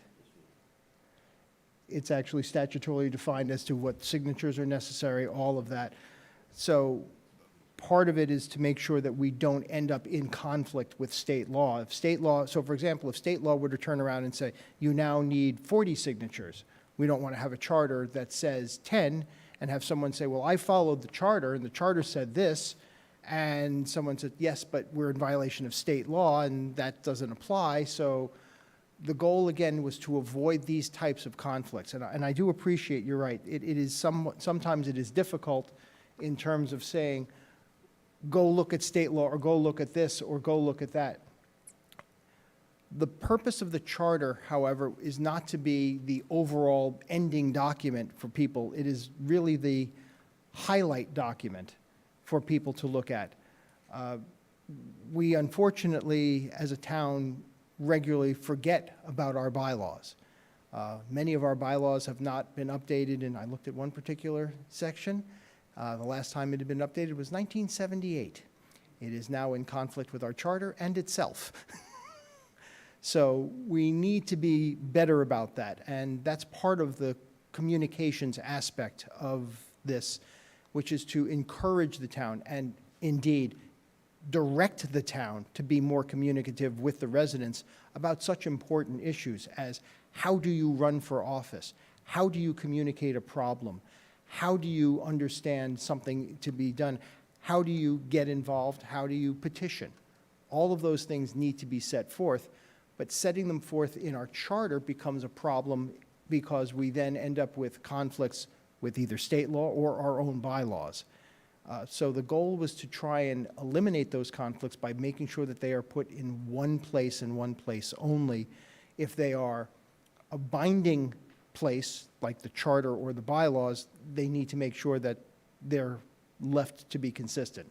So if something is in our charter, I would encourage our bylaws to literally say, with respect to this, please see this section of our charter, and vice versa. If our charter is to be dictated by state law, the general understanding has to be go look at state law, and we need somebody to tell people this is defined by state law. But we don't want to necessarily say this is defined by state law in this section, only to later find out that the state has moved it to another section and now people can't find it. So again, it's the flexibility in terms of providing information by making sure that if you're tying to something else, it's not in a document that we can't change readily. So again, as I said earlier, some instances it'll be contained in bylaws, some instances it will be contained in the user manual, the town communications guide. Okay, thank you. And Mr. Snyder, the floor is now yours. I'm sorry, but I just want to pick up on the last comment from my colleague, because your explanation about the state law changing and things like that is pretty much covered with what the charter has in it. It says not less than 10 registered voters or in accordance with the requirements of the general laws, which would reflect any changes that would have. I just think that has to be in there, because if people are gonna run for town meeting or whatever, they don't know. You know, if they go to the town clerk's office and they're told what they have to do, it should be in the charter as well, as far as I'm concerned. I don't see any reason to vacate that section at all. I do understand that position. Again, what we tried to do in terms of level of consistency was if we leave it in for one section, then do we leave it in for all? And we have a lot of additional repetition. That was the concern. Again, I understand the point. I don't disagree with the point in terms of it's important that the residents be able to find this. I will again say that ultimately, I don't believe the residents are first going to our town charter to look these things up, but rather they are heading to the town's website to look these things up or heading into the town clerk's office. So it's literally like saying in the US Constitution, we're going to describe the process for electing members of Congress. Well, we don't. We have the entire United States Code that does that. And that's how we kind of viewed the charter the same way. The charter is to be an overarching document that leads to the more specific. But I do understand your point. And again, it's important that this information be available, whether that be in our charter, which is, again, a higher level document, or in a more base level. I would venture to say, as someone who has read this document, and I think at the last count I looked, it was over 200 times. And as someone who does this for a living, it's still not easy to read and understand. So for the average person to dig through this as their means of finding information, you have to be a rather unique individual to do that.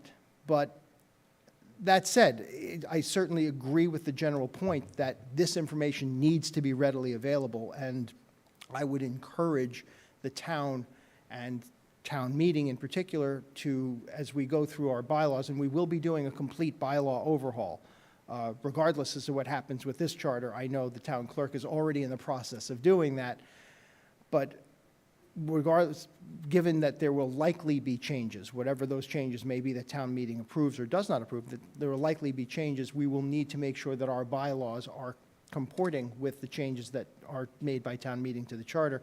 I would certainly encourage any bylaw that says this information either is contained in that bylaw or identifies that it has to be contained somewhere else.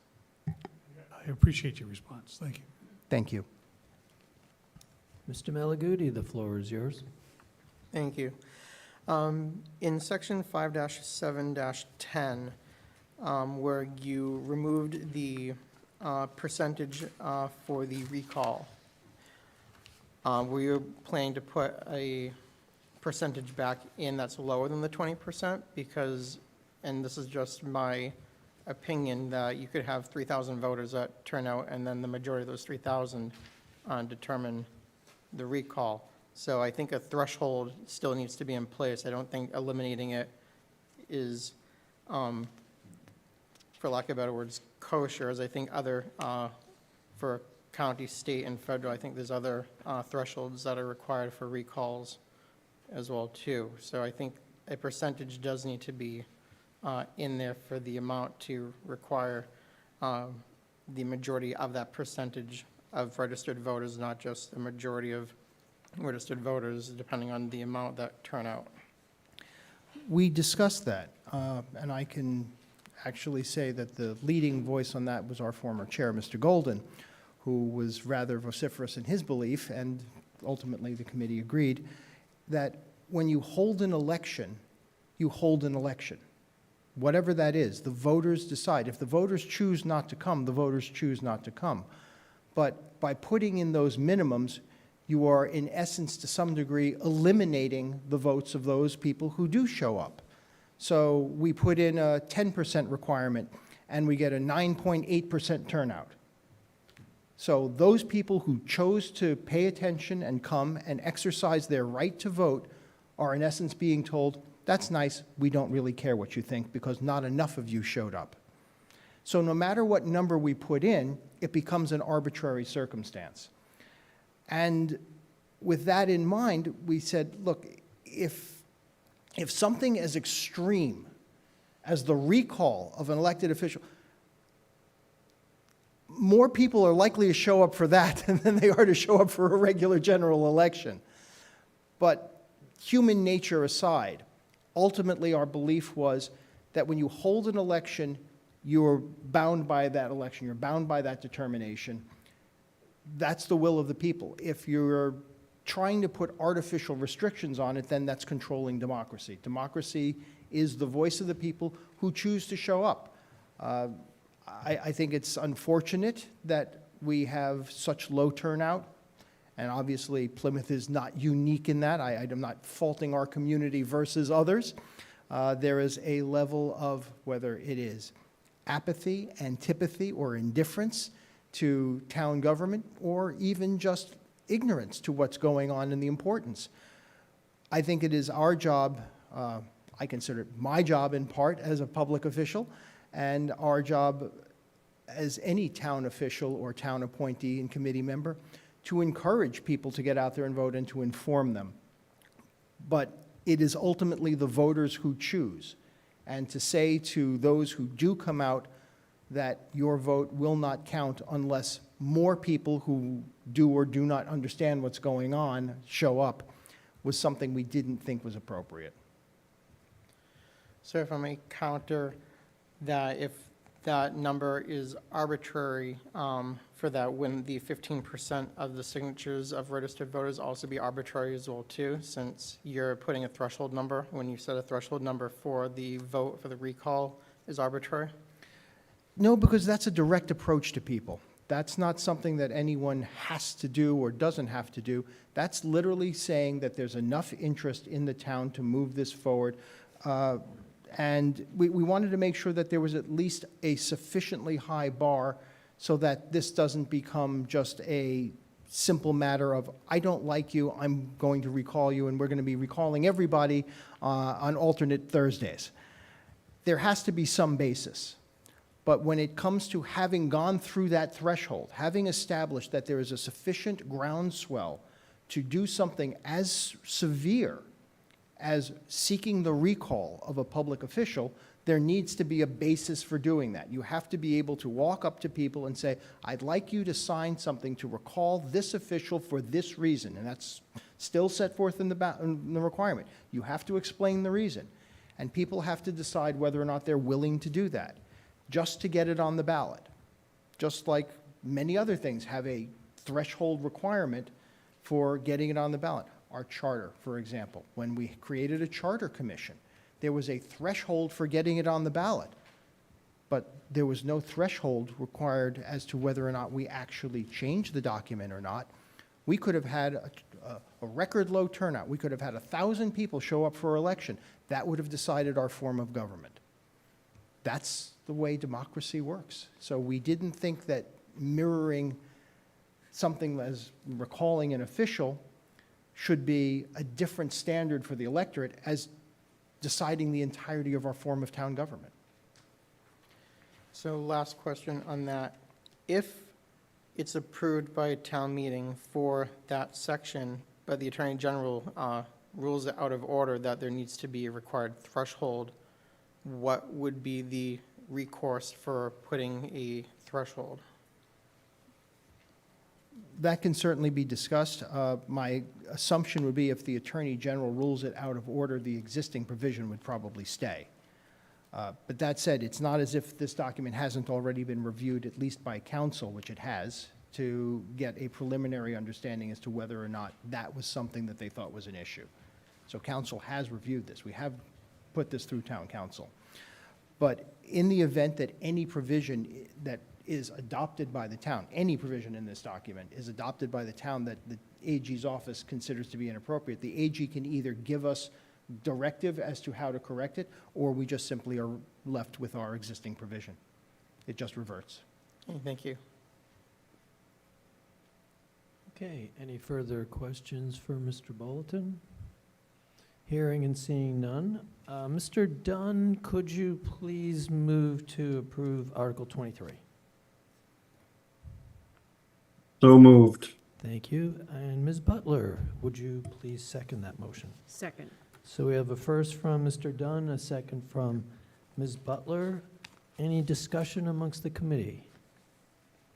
Okay, Mr. Malaguti, the floor is yours. So as my colleague said, especially Mr. Snyder, for the candidate for reelection, I do think that that needs to stay within there, and it's not giving preferential treatment as it's on all other ballots and primary ballots that occur throughout the land for a candidate for reelection. It doesn't actually give preference, in my opinion, for a particular person to vote and give an advantage, because if you're giving the people the choice to say, this candidate is for reelection, but I don't like them and I'm not reelecting them, then there's more notice for them on there and they'll choose other people, because they may not know, like a lot of people that are regular voters in town or statewide, they may not know actually who their electorate is, and giving them the option saying, well, I actually don't like that person, I did not, that they were running, or they actually did represent me and I want to vote for another person. The lottery gives the advantage, because the candidate for election could go at the bottom or they could go in the middle, and if people, and I'm not using this for lighthearted, but people, if they bullet vote, they'll either go to the first person that's on there or they'll choose a candidate that they like. It's not going to give preferential treatment, in my opinion, for that. And the other problem I have is the threshold for the recall, and those are the two reasons why I'm going to be voting no on this article. Okay, Ms. Richards, the floor is now yours. I'm going to actually disagree on both of those counts. I think having a ballot that does not distinguish for an incumbent or otherwise is actually a great thing. And if the voters are coming uneducated to the ballot, then that's on them. They should be coming knowing who they're voting for and who was already representing them. And if they aren't, then that's their error. It's on them. So I will be voting yes on this article. Thank you. Mr. Howard, the floor is now Yeah, yours. with all respect, Mr. Malaguti, I disagree on the second point, the minimum threshold for recall. I like it struck because sometimes people don't show up to vote. And there's no point in a recall, either positive or negative result, being delayed further because insufficient number of people voted. Thank you. Okay, thank you. Okay, seeing and hearing no further discussion, we will go to the vote, whether to recommend town meeting approve or not. Article 23, Ms. Butler, how do you vote? Yes. Mr. Dunn? Yes. Mr. Green? Yes. Mr. Howard? Yes. Mr. Malaguti? No. Ms. O'Connor? Yes. Mr. Pizarro? Yes. Ms. Richards? Yes. Mr. Snyder? Yes. And Ms. Tompkins? Yes. Thank you. So we have 9 yes and 1 no and 0 abstentions. Okay, and Article 24 is now before us. Chapter 5, Town Administration, to see if the town will vote to amend Chapter 5 of the Plymouth Town Charter as shown in the Town of Plymouth Charter Review Committee proposed amendments, August 2024, as on file with the town clerk, or take any other action relative thereto. And could you please identify yourself and your address? Hi, my name is Len Levin. I'm the recent clerk of the Charter Review Committee, and like Steve said, I've probably read this charter more times than I want to think about. I can tell you actually how many times representative town meetings shows up in this charter, but I'm here to talk about Article 24, which is for Chapter 5, Town Administration. I'm going to start at a different place than the slide is. We decided to take what was in various parts of the existing charter and place them in town administration. And what you'll see here is the sections for the Finance Department, the Department of Public Works, and the Planning Department having been struck. And I think the best way to describe this is we didn't want the charter to be an operational document. If you look under the Department of Public Works, it says they will plow snow. Do we think that's the right place for do we to tell the Department of Public Works that they should plow snow? It's just, again, simplifying it. So we are not like in the section of the school committee saying they would not be responsible for facilities. We're not changing the way the town works every day. We're just recommending that the document not be this operational. It's a day-to-day operational procedural that we're seeing our current town manager put in place. So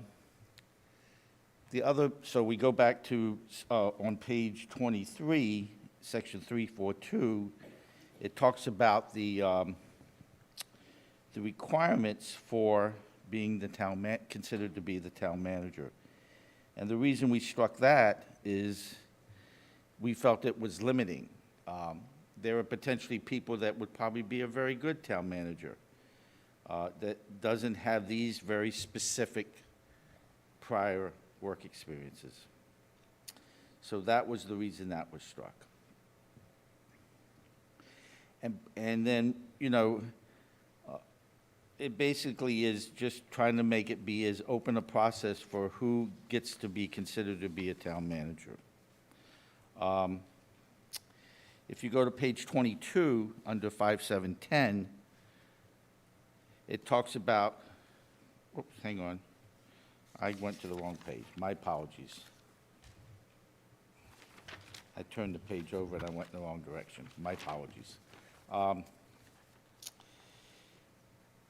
And so basically, that's how we talked about it.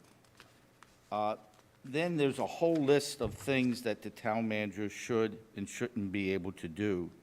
And I think those are pretty much self-explanatory. Some of it's just grammatical. Other ones are talking about with the select board approval on page 24, paragraph B, subject to applicable provisions, general or special laws to reorganize the town. We've already seen that happen already. We've seen in the last year a major kind of reorganization of the town. The harbor master is now part of the police department. We have the HHS, as we call it here in Plymouth. So we've seen that, and we're just codifying that here in the charter. Besides that, there isn't a whole lot of other changes to the way the town administration works. I think, again, you will see it be consistent with the other philosophy of what we've tried to do with the charter to make it easier to read,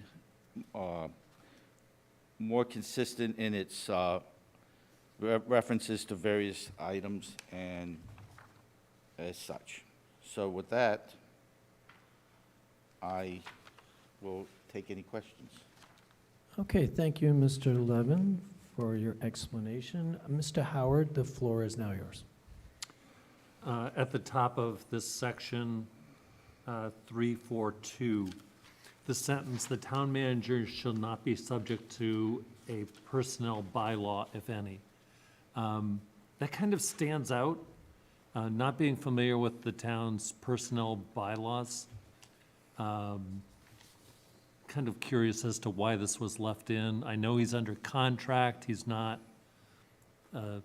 subject to kind of the other personnel policies or bylaws that other town employees would be subject to. Can you comment on this? Hang on 1 second, I just want to read this. I may have to defer to Steve, but give me 1 He's second. anxious to Yeah. reply, so you could let him. Come on, Steve. This may be more in the legal area. I'm an engineer. What do I know about legal? Thank you. The reasoning that this is done, and this is actually done in most towns with a town administrator, manager, or even city manager, is that it's a quasi-managerial position. Most of, again, any town employee is technically subject to these bylaws, but because the town manager, or in our case, town manager, has additional responsibilities above and beyond, the goal is not to restrict the town manager per these bylaws, and at the same time, as well, as you mentioned, not allow them to be addressed as a contractual relationship. So by being permitted to not have him subject to the personnel bylaws, they can create a contract that is unique to the needs of Plymouth. If they're subject to the personnel bylaws, we could end up with a legal conflict between the bylaws and the contract that we negotiate, and create some restrictions on the ability of our town manager to function in a flexible manner. Thank you, Steve. Okay, any further questions for Mr. Levin? Okay. Hearing and seeing none. Ms. Tompkins, would you care to recommend approval of Article 24? So moved. And Mr. Snyder, would you care to second that?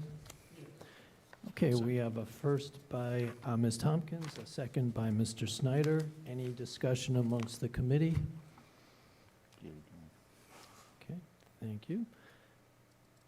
Okay, so we are going to be voting to recommend that town meeting approve Article 24. And Ms. Butler, how do you vote? Yes. And Mr. Dunn? Yes. Mr. Green? Yes. Mr. Howard? Yes. Mr. Malaguti? Yes. And Ms. O'Connor? Yes. Mr. Bizzarro? Yes. Ms. Richards, Yes. Mr. Snyder, Yes. and Ms. Tompkins. Yes. So that is 10-4, 0 against, 0 abstentions. So the Advisory and Finance Committee recommends town meeting approve Article 24, Chapter 5, Town Administration. Thank you, Mr. Levin. Okay, that brings up Article 25, Charter Amendment, Chapter 6, Statutorily Required Public Bodies. Back to Mr. Bolton. So here's the one I know you've all been waiting for this evening. We created this particular chapter to lump together those town bodies that are required to exist by state law. Again, important that we identify for anyone who's looking at this, where they come from, why do we have this particular body? Why do we have an Advisory and Finance Committee, a Conservation Commission, a ZBA? The major change that we are recommending is in the manner in which this particular body is appointed. This was the subject of a great deal of discussion at the Charter Review Committee. There were, again, as we had people we had the town moderator who came to speak to us. We had others who came to speak to us from outside. We had the chair come to speak to us as well. There were certain specific community input as well. Again, the overarching issue being transparency. The Massachusetts Municipal Association identifies the Advisory and Finance Committee of a town as being the most important appointed committee any town can have. Your role as guidance and financial watchdog is critical to our community. The town relies on you, as does town meeting. With that level of responsibility also comes the need to have the utmost confidence of the residents. And we heard from the residents repeatedly, and I will say that in my experience, every person who holds a townwide elected public office right now has at one time or another stated that they stand for greater transparency, as have most town meeting members stated. So when we looked at the appointments process for the Advisory and Finance Committee, it stood out to us that you are the only committee appointed by a singular individual in a non-public process. That is just simply contrary to the concept of transparency. We understand the arguments as to why it's done this way, and we're told, oh, gee, it needs to be done quickly, and because someone is dropping off, and we understand that, and we appreciate that.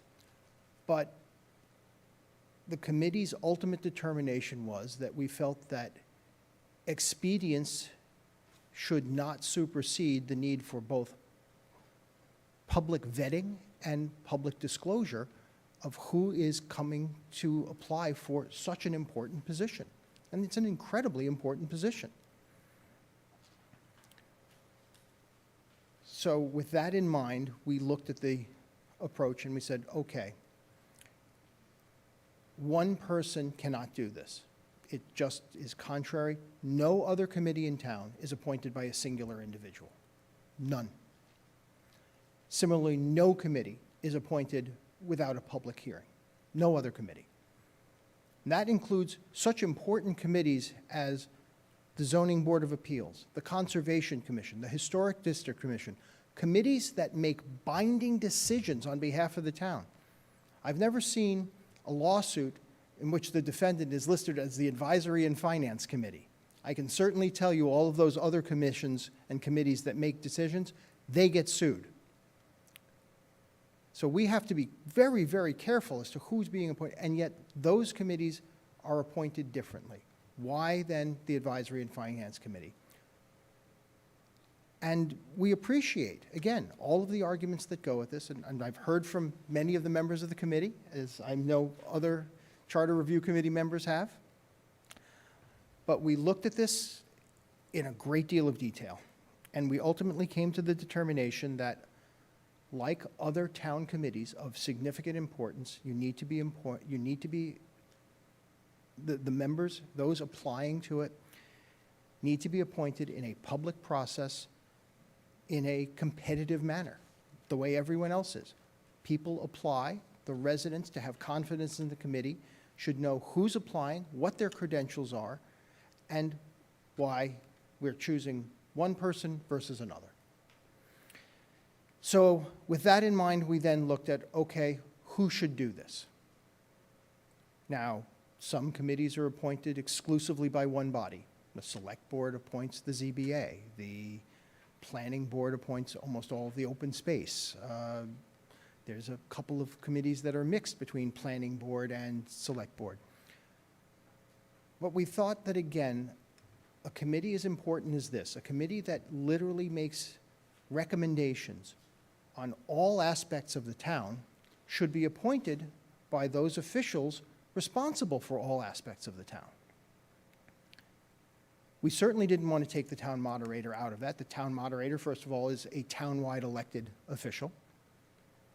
And we felt the town moderator serves an important role, not just in the appointment process in that sense, but also as the leader of a group that will lead this. And so we kept the town moderator as one of those elements and directed that the town moderator would be the chair of that appointments committee, cashing in, as it were, on the town moderator's experience in doing so, with the idea that even in future, if and when our current town moderator is no longer our town moderator, somebody who will have that connection to town meeting will still be able to provide advice and guidance as an overall leader. So we then looked to other elected bodies, because again, as we said, if you're going to appoint a committee, it should be, and it must be, by an elected official. It shouldn't be by someone who's appointed. It shouldn't be, I heard, commentary that, well, why doesn't the Open Space Committee have it? Or why doesn't, another committee? Because they're appointed committees. Again, the importance of the Advisory and Finance Committee meant that if someone is appointing a member and the public sees they're appointing a member and doesn't like that choice and feels that is a bad choice, that they are exercising favoritism because they're choosing someone who is less qualified because of personal connections or perceived personal connections, they can hold that person responsible at the ballot next time. As an elected official, you are responsible ultimately to the voters. So we decided to choose the other 4 committee members as being other townwide elected officials, with the exception of the COPC. Because again, as an elected body, town meeting doesn't have an opportunity to appoint somebody to show up.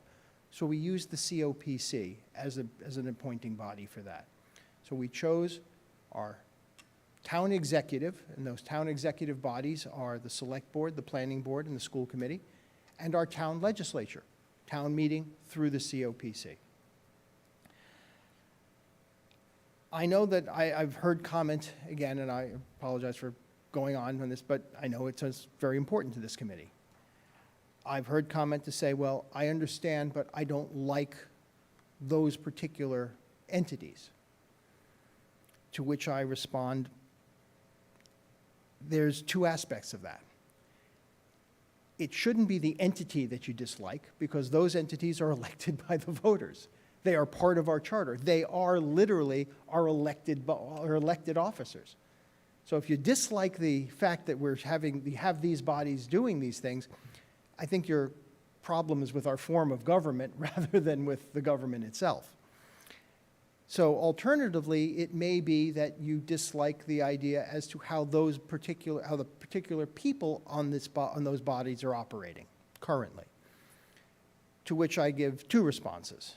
One, then we should be voting in different people, and if you feel that way about me, I welcome the opportunity to address it. But 2, we can't make decisions based upon who's sitting in office at any given time. We have to do this looking forward. We're trying to set a charter that's not good for just today, but for years and potentially even decades down the road. And so where we say, well, something is working now because the person who is there makes it work, or something is not working because the person who is there is not doing their job, that's not something that we felt comfortable considering. Rather, we felt that we needed to create systems in place that address these very important roles. And so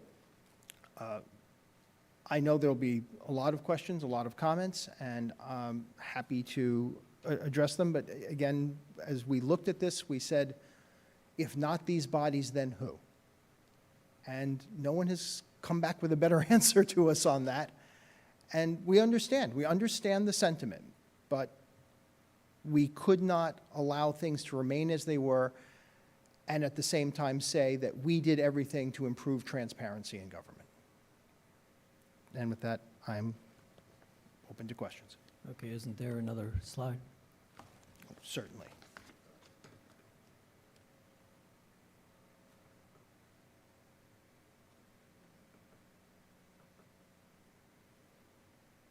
Oh, I think We're I've on gone too 25. far. I apologize.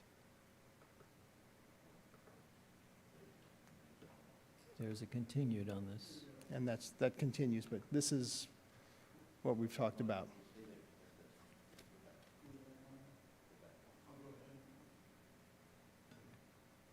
No, that's it. That's what we're talking about. Oh, it does go forward. So, in terms of the other comment with respect to the Advisory and Finance Committee, the other recommended changes, this was really just an issue in terms of the language. It's actually a situation that no one can ever recall occurring, but the way our charter is currently worded, it essentially says that if for any reason this body fails to make a recommendation to town meeting, then town meeting has to affirmatively decide to hear that article. And our thought was, well, if you choose not to make a recommendation because a proponent does not come before you, then that makes perfect sense. Town meeting should have to affirmatively decide to hear that article. But if for some reason a proponent comes before you, gives you all of the information you ask for, but for whatever reason it fails to become a recommendation from this body, then it should be up to town meeting to affirmatively refuse to hear that rather than that. In other words, a proponent should be punished for not providing information, but shouldn't be punished if they do provide the information. Again, a situation that has never arisen. We merely address it because it just seemed to be the fair and equitable thing to do from our document standpoint. No changes to conservation or to zoning were recommended. And with that, I yield back to the committee. Okay, thank you. Mr. Snyder, the floor is yours. Thank you, Mr. Chairman. As someone who is now serving on his third different finance committee in 3 different towns, I think it's clear why the moderator is the appointee in each town. This board serves town meeting. And I have heard proposals in other towns when some folks didn't like the choices that the moderator made to do something like this. I think that the way it's done now is a smart way to do it because the moderator is working with the group. The group recommends articles at town meeting. That's the function of this group. And I see actually no reason to change that appointment procedure at all. Okay, thank you, Mr. Snyder. Mr. Green, the floor is now yours.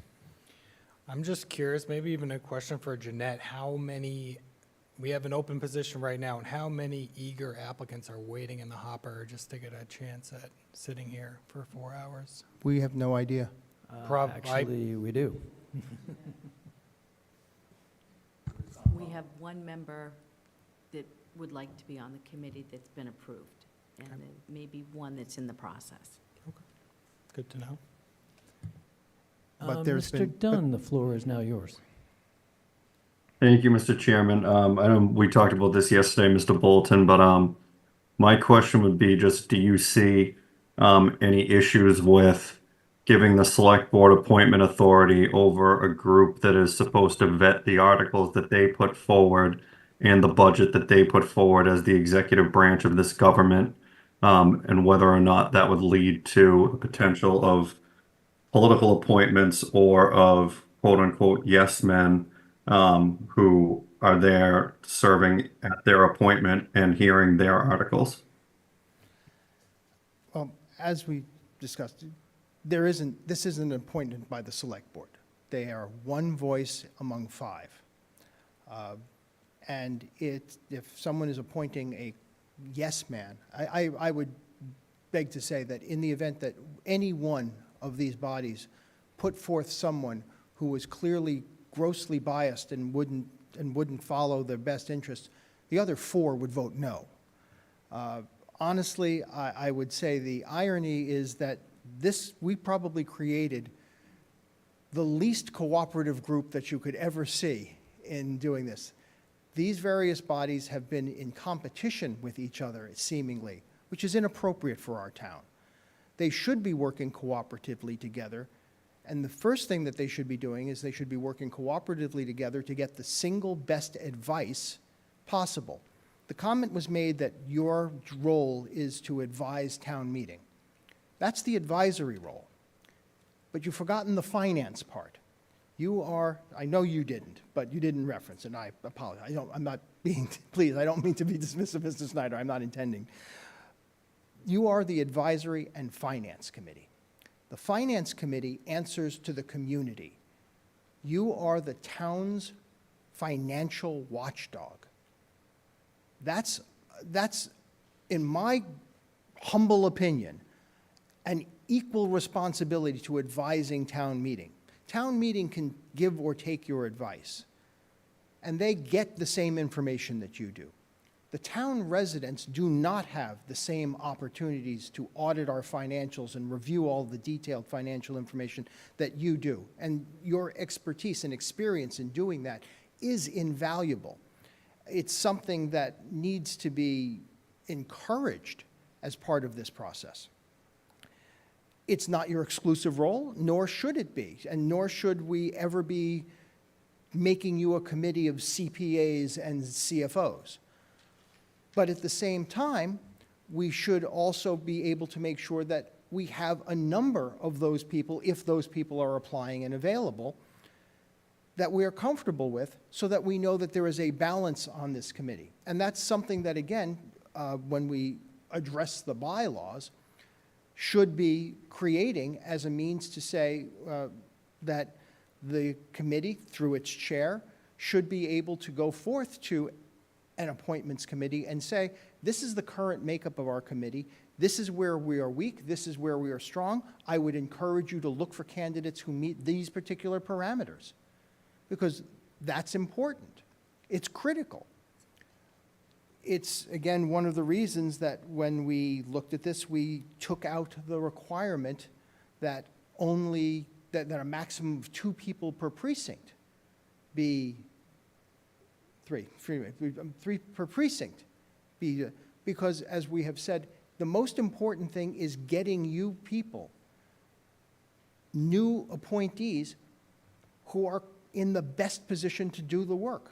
You've lost a lot of members in recent times, not because of a quality issue, but in large part because the workload is too much for them.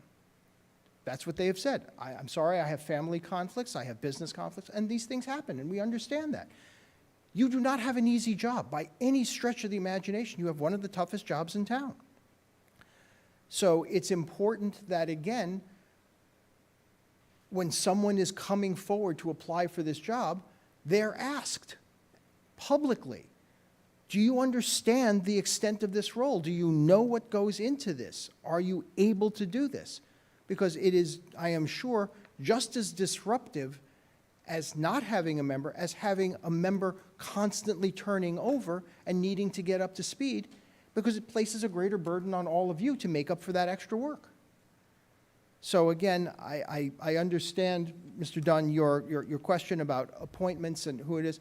I think that by creating a body that is focused on all aspects of the town, you will avoid any potential of a singularly favoritive person, something we cannot eliminate. And again, please, I want to be crystal clear. This is not an indictment of our current moderator in any sense of the word, because we didn't look at this based upon who is sitting where now. We looked at this as an institutional matter.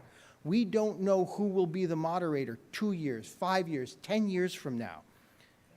And we don't want to have a situation in which we are left with oh my goodness, we have a problem because we have a moderator who's not doing their due diligence in vetting candidates, and we have no idea that that's occurring until they show up and sit next to you folks. Thank you. Do you have a follow-up, Mr. Dunn? Nope, that's it. I appreciate it. Okay, Ms. Butler, the floor is now yours.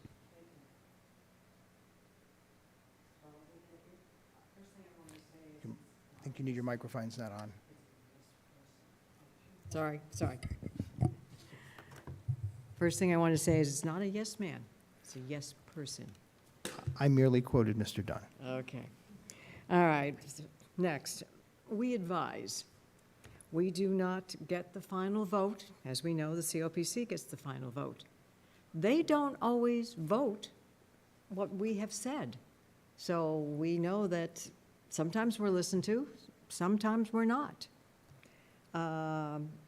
What concerns me is that groups who come before us, I do not think should be picking people who are going to be on this committee. Maybe the vote would be fine, maybe it wouldn't, but I don't want to take that chance. To my knowledge, this committee has not had, we've not heard that anyone's complained about anyone on the committee on how we voted or not. Maybe someone has and we just don't know about it. But it's sort of like, if it's not broke, let's not fix it just now. And maybe someone will come along and not do a good job in picking us. But it hasn't happened yet, so let's let it be. Thank you. Okay, thank you, Ms. Butler. Mr. Howard, the floor is now yours. I'm glad you brought up the point about striking the phrase 3 members from each precinct. In your discussions, was there any concern that by striking this, given a very large pool of candidates, multiple appointees might come from the same precinct? We did discuss that. First, there was a historical lesson given to us in part by Mr. Pizer, who has incredible institutional knowledge, and this was a provision that was instituted most likely in response to a particular area of town. It was an overreaction to a non-existent threat. But at the same time, the issue, again, as far as where people live, is something that can be addressed at any given time in the application process. You can certainly turn around and say, you know what, we have 5 people from, we're applying, and we already have 3 people from Precinct 3, and we've got 2 more people applying from Precinct 3, and we're going to consider that. It can always be a consideration. But again, as we've said repeatedly, the goal is to create flexibility in the town in order to create the best government we can. The best government includes giving the Finance Committee, Advisory and Finance Committee, the best people, period. I don't know that people, I haven't seen people on this committee voting based upon where they live. I've seen a lot more in the way of the independent assessment and analysis that you're known for. So I think that that was an overreaction, and again, the potential to limit good candidates coming in, especially in a circumstance where you may have a particular need for someone. We didn't want to create that limitation. It's not to say that it can't be a consideration. Of course it can be. But again, we chose consciously not to limit the ability of this committee to have the best members possible. Thank you. I've struggled with the wording in the hearing and reports section. I find it difficult to follow. It's a challenge. I would have preferred that the criteria had been the same in each of the instances cited. I can understand why sometimes town meeting has to approve, sometimes they're rejecting. I'm not sure I got that right, but it's confusing, and, you know, I think anything that can be done to kind of clear up I thought there were like 3 different cases here would be helpful. There really are just the 2. And I acknowledge we struggled to wordsmith this appropriately without completely blowing it up and redoing everything and creating 5 new sections. And I think that as long as the intent is clear, and again, I know that that is actually the committee being overly cautious because the situation has never arisen. So I think to some degree, we have essentially said we're going to accept less than crystal clear wording where the intent is established pretty clearly. And I apologize, I would probably say that from a lawyer's perspective, I understand the legalese, but I can certainly understand that someone who does not regularly read statutory language would find it a little bit more challenging. But given that it is not a situation that has, I would say, forget regularly arisen, to anyone's knowledge ever arisen, we were comfortable in letting it go as it was, as long as our intent was clear. Okay, I understand. I think if the situation does arise, reader of this section can figure out which case applies and which action is needed by town meeting. So I'm okay with it.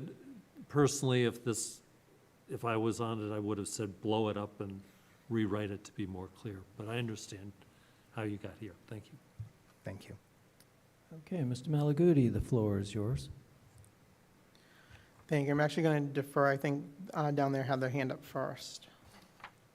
Okay, I'll go to Ms. O'Connor. Just looking for some clarity. So right now, we are like 100% volunteer sourced, right? So we've got this appointments committee. Are they the ones that are finding the appointees? Is that the intent?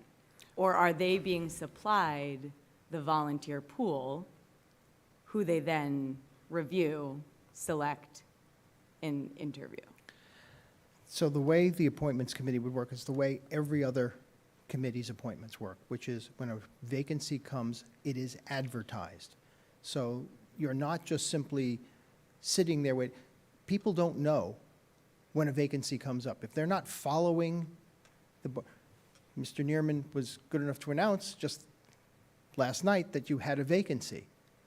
Well, now if that were the case, if someone had resigned, Mr. Neerman would report that to the town. The town would then proceed to advertise the position as it does for every other committee in this town, bar none, and ask for people to come forward to fill out the application, to provide the resume.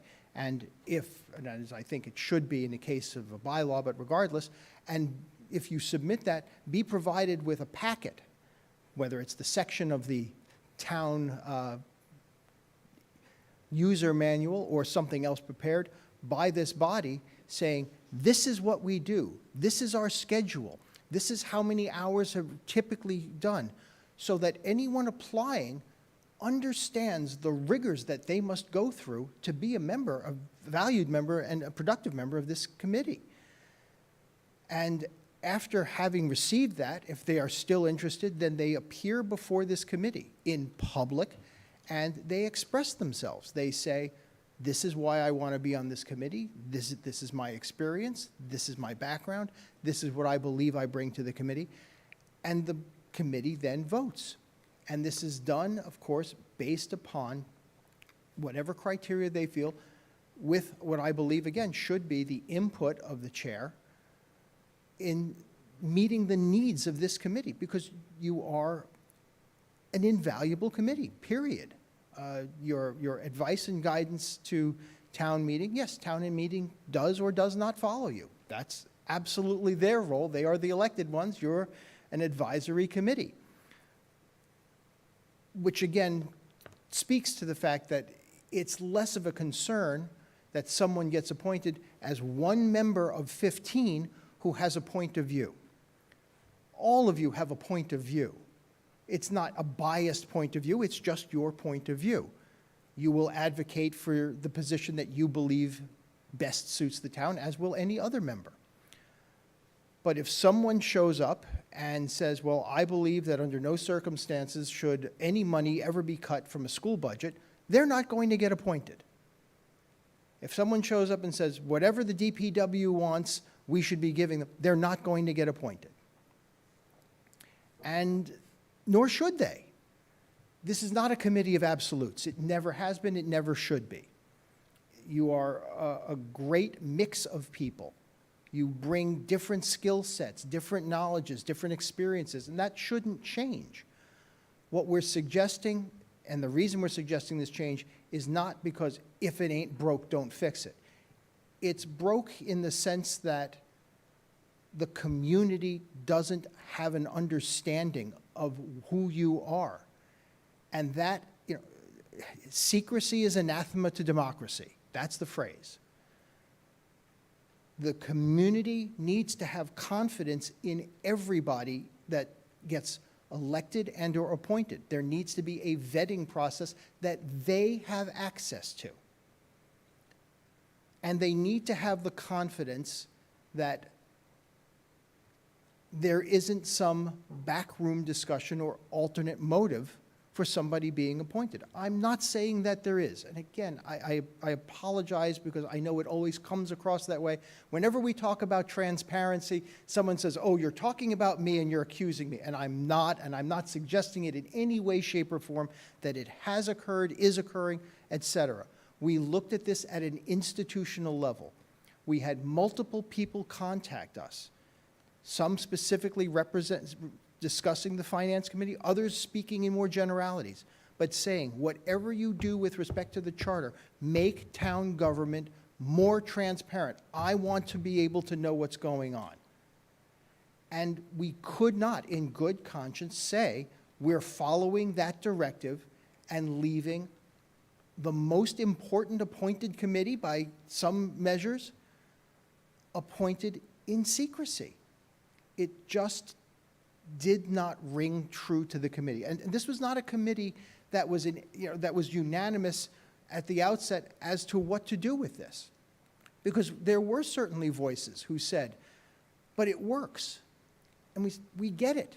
We're not saying it's a bad thing. Although, again, I think to some degree what we've seen recently is that there needs to be more information provided to those who are applying, because I don't think they have a full understanding. And I think a full public vetting would make sure that they did, because nobody showing up would be allowed to get through that process without being asked, do you understand this? Do you know how much time is involved in this? So hopefully that would be the answer. And I'd like to correct the record. We have about a 100-page policy manual on our committee. Oh, I'm not doubting that you have it. I know you do. I just don't know. That people are given when they are interested in our committee. That's encouraging. I would say to some degree that you're probably killing them with information, but that's a good thing under the circumstances. It's necessary. I agree. Okay, Any further questions for Mr. Balta? Yes, back to Mr. Malaguti. Thank you. So back to the parts about the appointments committee.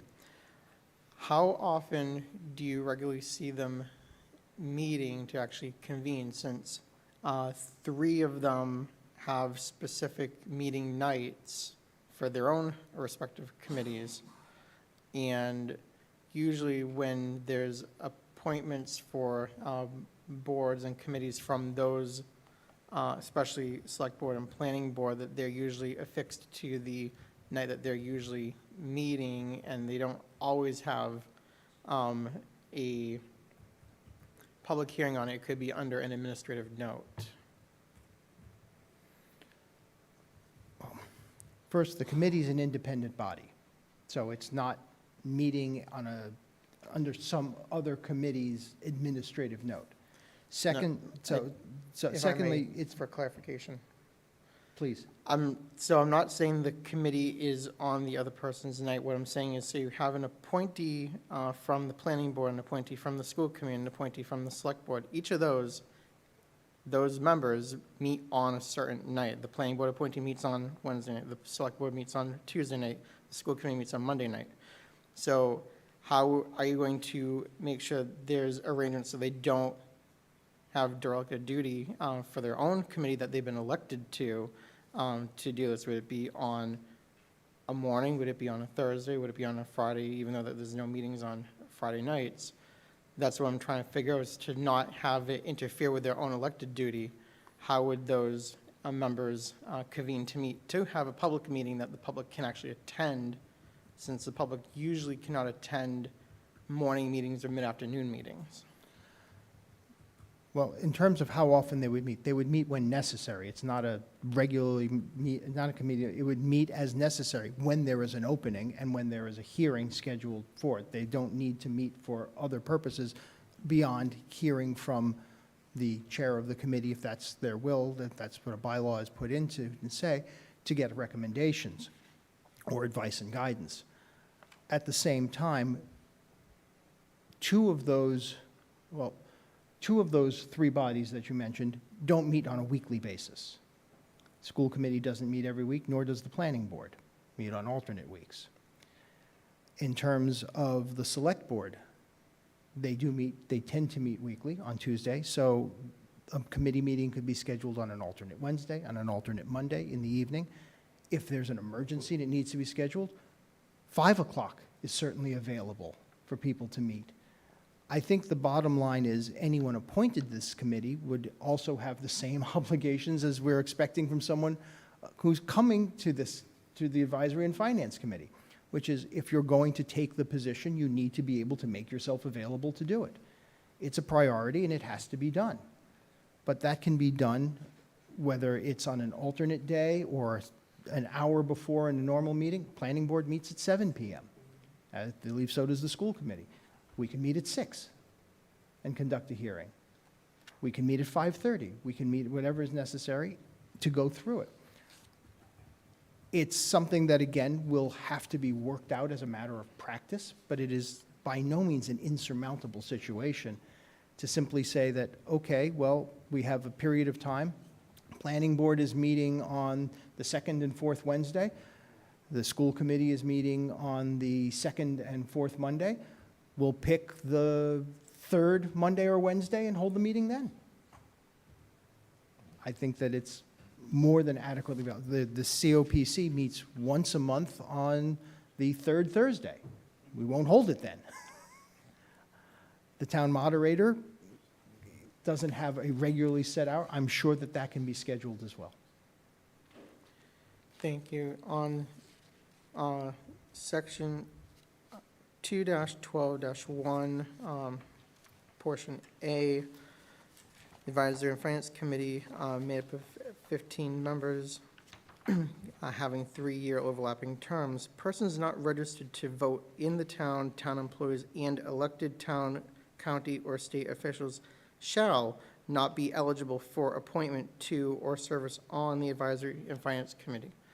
I have a problem with that, and for one, that myself and at least two others that are current members right now have been town meeting members, and that would disqualify us for being eligible for appointment for that based upon that wording, since we can be eligible for appointment, but we have to vacate that position if we are accepted. By that language being in there, we're not able to be a appointment entry. I apologize. Mr. Malaguti, so you're saying that That's- town meeting members would fall under elected town Town officials, yep, officials? because we're and- elected.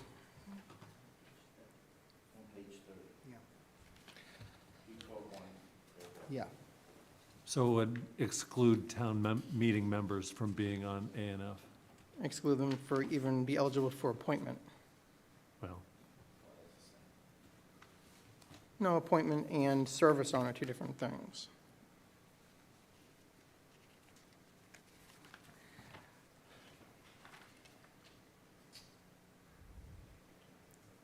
well, would we want select board members? I think that, again, they're not eligible for appointment. So if you resign, you can be appointed. I don't think that changes. It doesn't say they're not eligible for application. It says they're not eligible to be appointed. So if someone if someone is appointed subject to being removed, then that's fine. No one is precluding, no one is changing who is eligible. This was a rewording of existing language. Well, blue is new language, correct? And that's all in blue.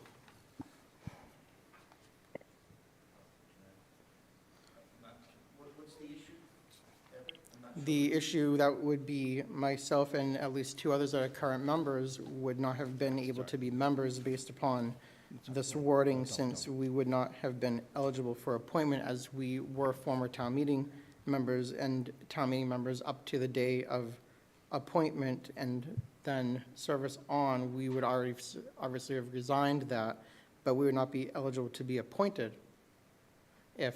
Correct. You would not be eligible to be appointed if you didn't resign. If you are still currently a member, you can't be appointed. So someone can say to you, I'm going to appoint you subject to that, and that would be what happens. It's what happens in every instance. In every instance, it's the same thing. If you're elected to two simultaneous positions, you have a period of time after which to resign from one of them. So that's not an unusual. No one is attempting to say, oh, if I'm a town meeting member, I can't be appointed. No, you can be appointed. You just have to resign your town meeting status, just as you did. So with mine, and I'm going to use mine for reference if the chair may let me, I was appointed and resigned the exact same day, actually within the exact same 5 minutes, basically. So that still makes me ineligible. No, it does not.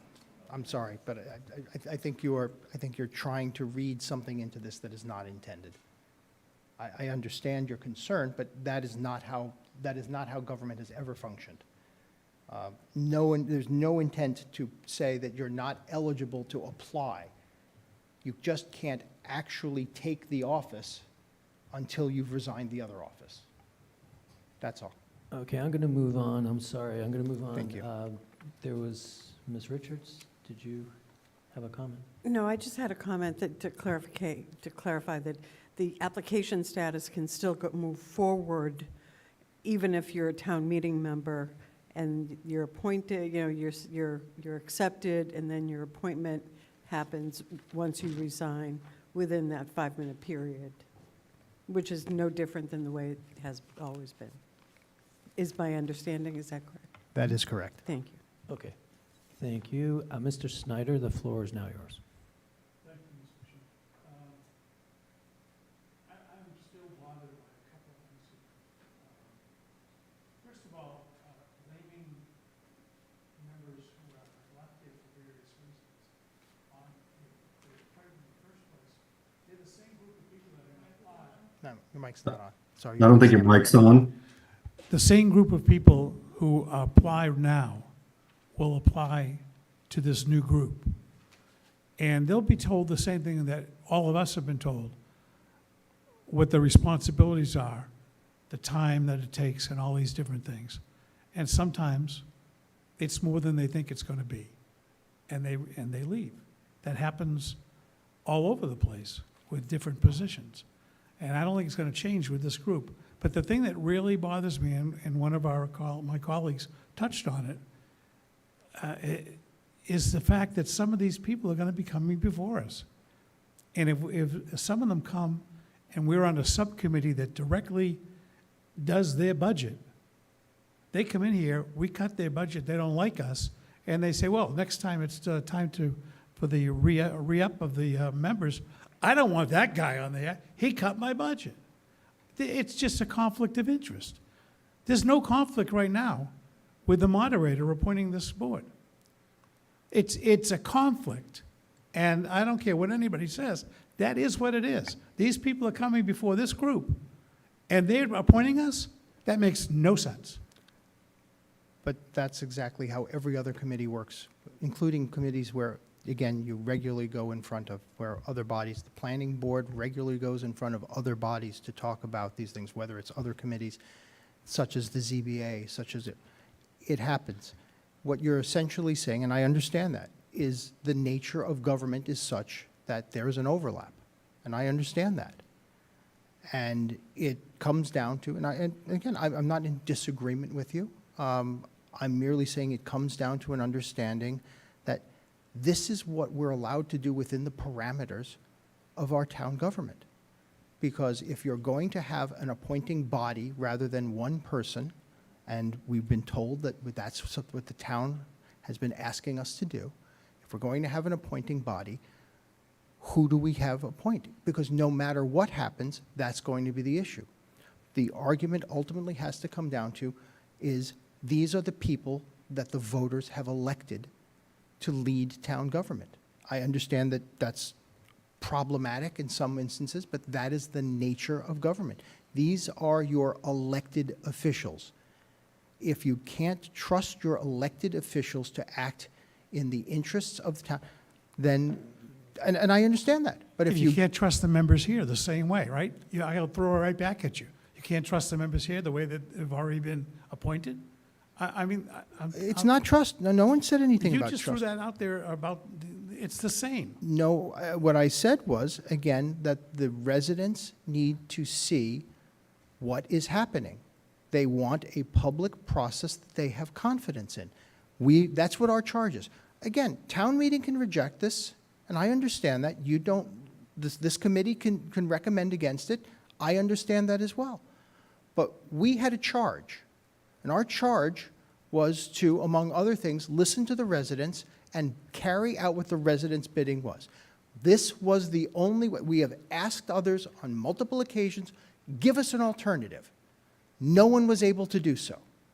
And I understand. I really don't want to be arguing with you because it's not that we have a disagreement. I don't want to argue either, because I'm just wondering, when you had your meetings, did you have large crowds of people here? A groundswell of people complaining about the FinCom and how they were appointed? No, of course not. Well, you just mentioned that there's been all these people talking about it. Where were they talking about it? Believe it or not, as you looked at our committee members, all of our committee members were parts of other bodies as well. We're spoken to regularly as part of this. Yes, we had some people come. We had other people reach out to us privately. We had other people reach out to us publicly. But we were charged with, and again, we were asked very specifically to make town government more transparent. That was a charge given to us. That was a charge given to us, honestly, by every elected town official who has said, I want town government to be more transparent. We simply followed the charge in the best way that we as a committee collectively could come up with. I give you both credit and all of your committee for all the work you're doing. It's a huge, huge job, and I appreciate that. But I will be voting no on this one. Any other questions before we get a motion? Okay, hearing and seeing none. Ms. Richards, would you make a motion to approve Article 25? I make a motion to approve Article 25. Thank you. And Mr. Pizarro, would you please second that motion? I second that motion. Great. So we have a first from Ms. Richards and a second from Mr. Pizarro. Do we have discussion on this committee? Yes, Mr. Green. Floor is yours. Thank you. Okay, I have a little bit of a prepared remark, so excuse me. All right, this change to the FinCom, I believe, will eliminate one of the last remaining independent bodies in this town. A yes vote on this article is a yes vote to eliminate the FinCom as we know it in this town. Unfortunately, this is the second time since I joined this committee less than 2 years ago that an attempt has been made to dismantle and reconstruct the FinCom, the first being the charter vote last year, which, as we know, was rejected by the voters. Some stability in this position sure would be nice. This change will turn the FinCom into a yes-person committee with the implicit goal to approve anything the COPC, Planning Board, CPC, and/or Select Board wants. However, as we have seen recently, the FinCom has at times represented the will of the people more accurately than the Select Board and Town Meeting. Consider the NIP ban, which was rejected by the FinCom, but passed by Town Meeting and later overturned by the voters of Plymouth. There's already a very small pool of volunteers that are willing to do a 3-year tour on this committee, spending almost every Wednesday night working on articles and budgets for hours on end. Establishing the Appointments Committee will further eliminate a number of high-quality volunteers from the applicant pool because of the requirement to face a tribunal in order to volunteer again. This is a huge hurdle for some, including myself.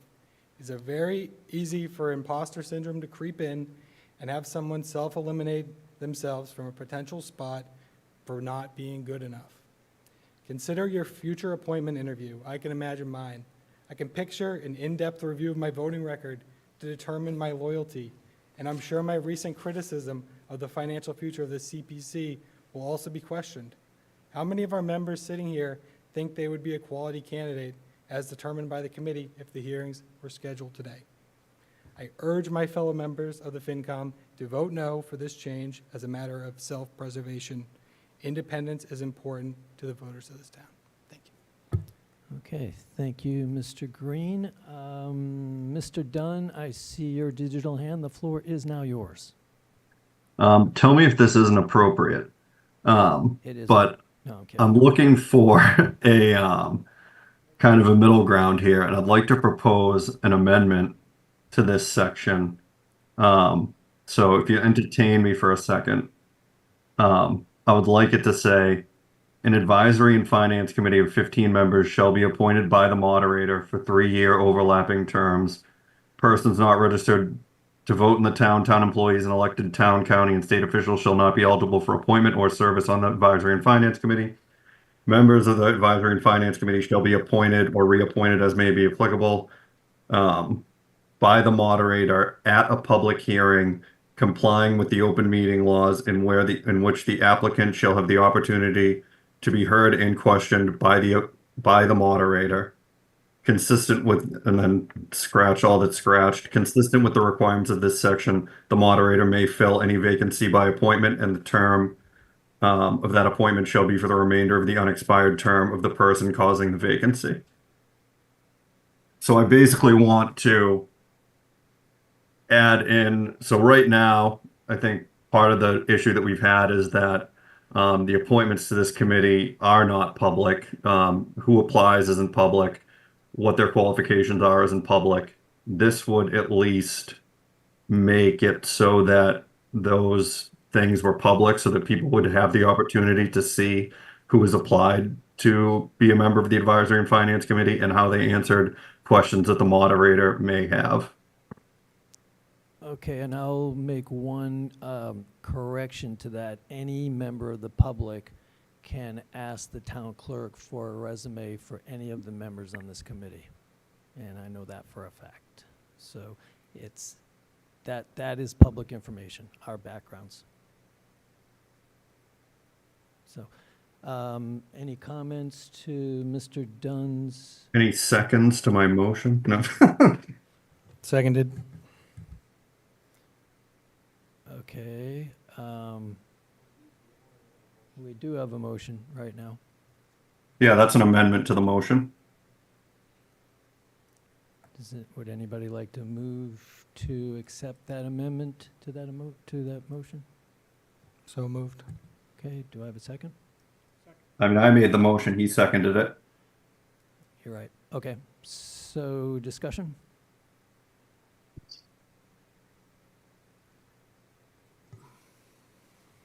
Mr. Howard? I'll defer to Christine. Ms. Richards? Thank you, Mr. Howard. I just want to make a comment. I thank Mr. Dunn for his amendment, and I intend on voting yes on that. But I would also like to say that, and I'm going to give a brief story of how I ended up here. I put my name on, I wrote my name in on a ballot for town meeting member, as did my husband and my next door neighbor, and I was appointed to town meeting with three votes. So when I hear I'm an elected official, I can say I was an elected official by 3 people, including myself. So that I didn't feel that I was elected and that the people, that I represented the people. My first town meeting was a special town meeting, and during that town meeting, the moderator said, we have a vacancy on the Advisory and Finance Committee. If anybody's interested, send me your resume and I'll take a look at it. Now, working at the Registry of Deeds, I knew Steve Trifoletti's name. I'd never met him. And I just emailed, I'm interested, this is, what I do, blah, blah, blah. And the next day, I received a series of questions and I responded, and it was very transparent, and it was very, the process was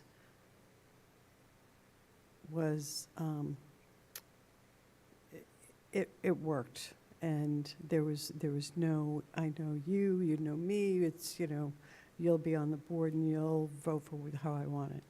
That's not how it was. And I feel that I contribute a lot to this committee and to the town. But I feel Mr. Dunn's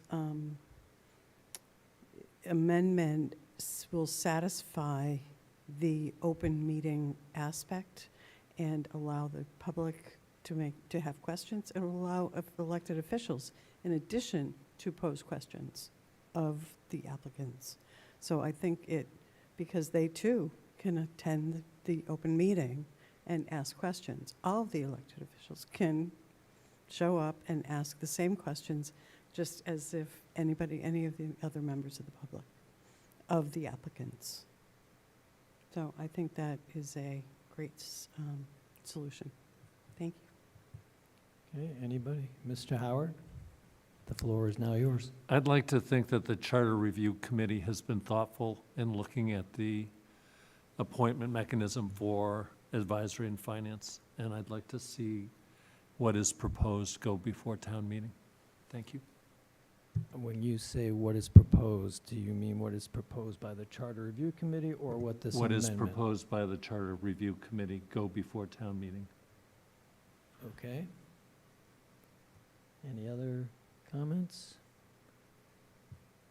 Okay, so now the floor is mine. Since we haven't heard from the person who is probably most affected, or the position that's most affected, and we haven't heard from the position that knows this committee more than anybody, including the public. Yet, you may notice in this proposed appointments committee that the chair is not even mentioned. Anybody pick up on that? The chair is not even mentioned, and that was brought up before the Charter Review Committee, and I was very adamant at that point that the chair needs to be involved, and I was given all sorts of reasons why the chair is not involved. So I am going to strongly recommend that this committee rejects the proposed appointments committee, or this proposed Article 25, for a lot of the reasons that you all mentioned. And by the way, I think the people on this committee are the best people. And I do take a little bit of exception to thinking that there are best people out there that are not on this committee. And I'll also tell you that they don't knock down the doors to get on this committee. We're lucky to get an application. Sometimes there's a little delay because we don't have an application. So it's not like we're keeping out hundreds of people that really want to get on this committee. There is a conflict of interest. There's an absolute conflict of interest, which was brought out by a number of members, having the select board, which comes before us, the planning board, which comes before us, the committee of precinct chairs, and the school committee. They all come before us. There is definitely a conflict of interest with this group of people. And not that they know anything more than I do or my successor. They don't. They just don't. They have no idea what the needs of this committee are. They have no idea the chemistry of this committee. And I talked in front of your group. I made the analogy about a manager on a baseball team finding out that the general manager just replaced the second baseman without talking to the manager. And it's like the manager knows the chemistry. I know the chemistry here. And there's a lot that goes on behind the scenes, not just in front of the public, to keep that chemistry, to keep this committee the way it is. The proposed appointments committee will slow the process. There's absolutely no way you can dispute that. Getting 5 people together, 5 busy people to agree to a day, it will delay. And you know, right now we have an opening, and it could take weeks to get people together to review this particular person or persons. Vetting is really important. And again, who knows best than the chair of how to vet and what the expectations are. No document that we can produce, and I'll mention Ms. O'Connor and I met a couple of weeks ago. There's no way any document could go through the work that we do without sitting there knowing absolutely from personal experience all the work that goes into this. And I had one potential candidate call me, and after listening to all the work, he called me back and said it was just too much of a commitment at that point. And that is a good vetting part. The system is not broken, and I can tell you with really strong feelings that the moderator would be amenable to having the chair give input into the needs of this committee during the application process, as well as sitting down with people before they apply and going through face-to-face, in person, because that 100-page document, most of the people, I don't think, read that whole thing. I could probably bet the house that 85, 90, almost 100% probably, maybe Mr. Malaguti, because he's really detailed-oriented, has read that entire document. It doesn't give you the depth and breadth of the amount of work that's involved here. The chair needs to be involved, and I strongly suggest that we reject this appointments committee and keep the system in place. I like the idea, if you want transparency, we'll vet the person out, we'll bring them up, we'll put them in front of the public. Not that the public, unless they have some personal grudge against them, would know the difference anyway. I mean, you just spent a whole lot of time earlier today saying the public, you can hardly get people to vote in this town. Like, you're going to get them to come racing out here to vet somebody out on the Advisory and Finance Committee. I mean, that's a pipe dream, seriously. So anyway, that's my stance here, and we can, you know, you got to all make up your minds, but that's how I feel. Okay, so we have on the table an amendment to this I have- charter. So, Mr. I just Dunn, wanna- the amendment would, I'm sorry? Yeah, okay. I just want to ask a clarification before we vote on the amendment that I made. Correct. Is it currently the case that there is a prohibition for town employees to serve on Advisory and Finance Committee? Does Yes. anyone know the answer to that? Yes, Are we sure? yes, it's in the charter. Yes. Okay. Are you planning on being a town employee? No, but if it hadn't been in there before, I would have removed it. I think it should be removed anyway. frankly, but I also didn't want an amendment that would add that prohibition. It's already there.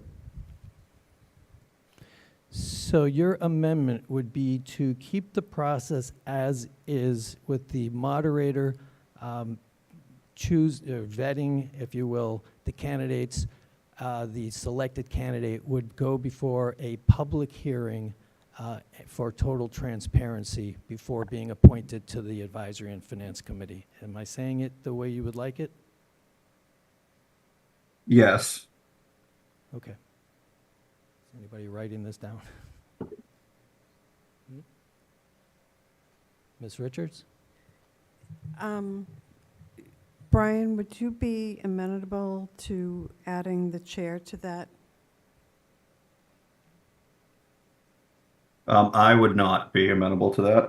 I think it should stay with the moderator. Yeah, that's okay, because I do believe the moderator respects the position of the chair enough to have input into the process before bringing somebody to the table. Because, frankly, if we don't sit down and tell people what they're facing and they get up before a public forum and they hear how much work there is, it's going to be kind of embarrassing. True, it would be a pretty embarrassing situation. So I think the candidate that comes before the public had better be vetted and ready to go, and I believe that the moderator will allow the chair to be involved in that vetting process, which I think is the best of both worlds. Thank you. You're welcome. Okay, so going back to Mr. Dunn's amendment, that amendment would replace the verbiage in Article 25 that concerns the Advisory and Finance Committee to state that the moderator will appoint members of the committee subject to a public hearing of the potential member.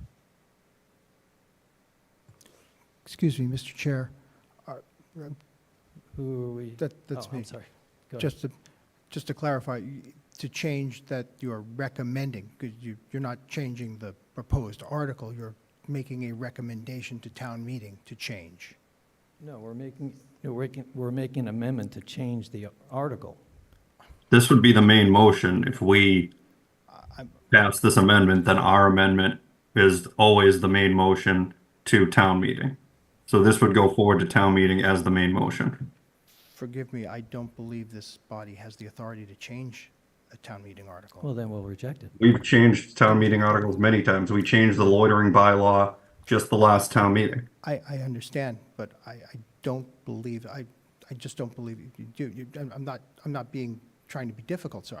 I'm merely saying that I don't believe legally that's within the parameters. I understand you have every right to recommend that town meeting change something. That's. We make the main motion. So our recommendation, the motions come from the finance committee. If our recommendation is something, then we're the ones making that motion, which is consistent with our recommendation, which is how it's been done for the 8 years that I've served on the advisory and finance committee. I apologize, but again, having spent as much time as I have reading the charter, I'm just pointing out that I don't believe that that's correct, but obviously you do what you're going to do. I merely wish to point that out, that's all. Thoughts on the committee? Reject? I would recommend we pass the article as amended, that we vote on the amended article.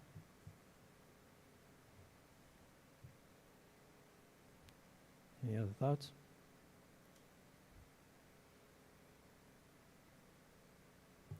Sorry, can we just clarify what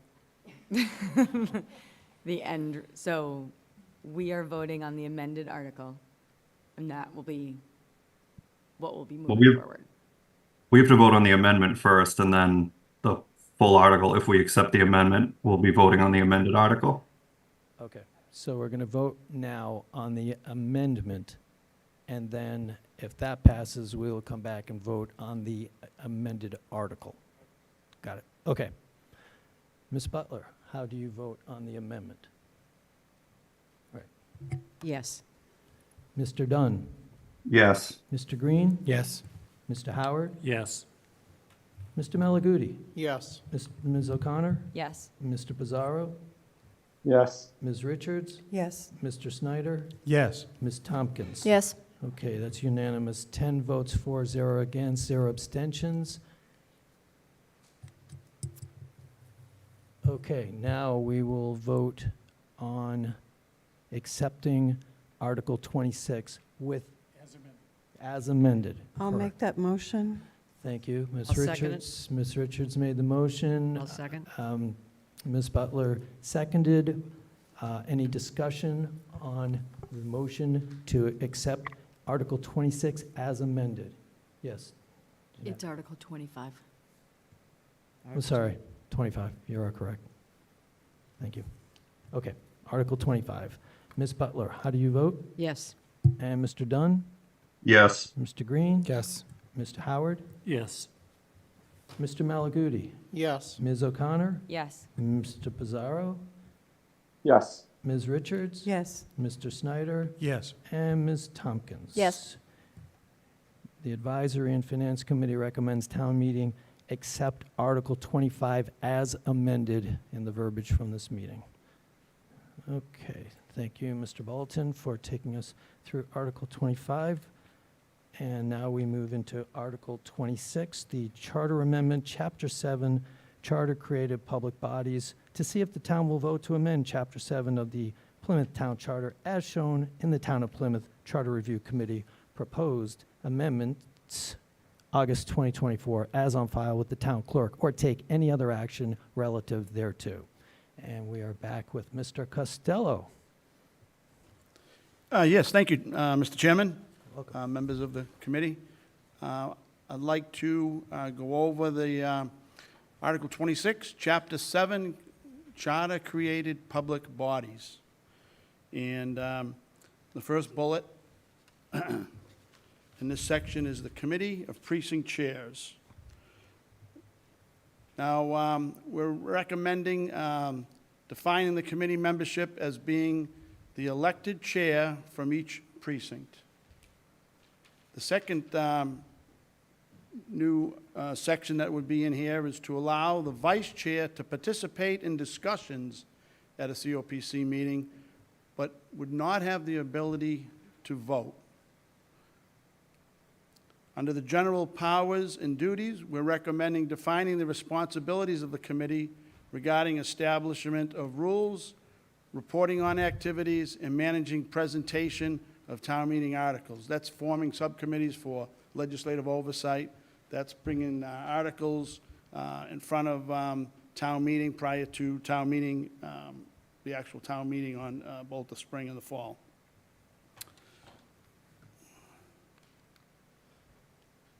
No, that's not going to be good. I tried this to go to head, but maybe I'm out.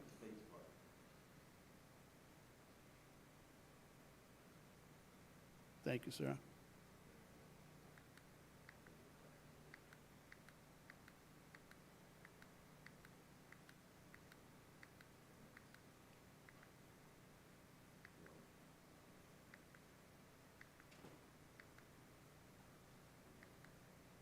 Okay. Appointments. To recommend establishing procedures for creating subcommittees. There are some other additional responsibilities we'd like to give the Committee of Precinct Chairs. They would also be asked to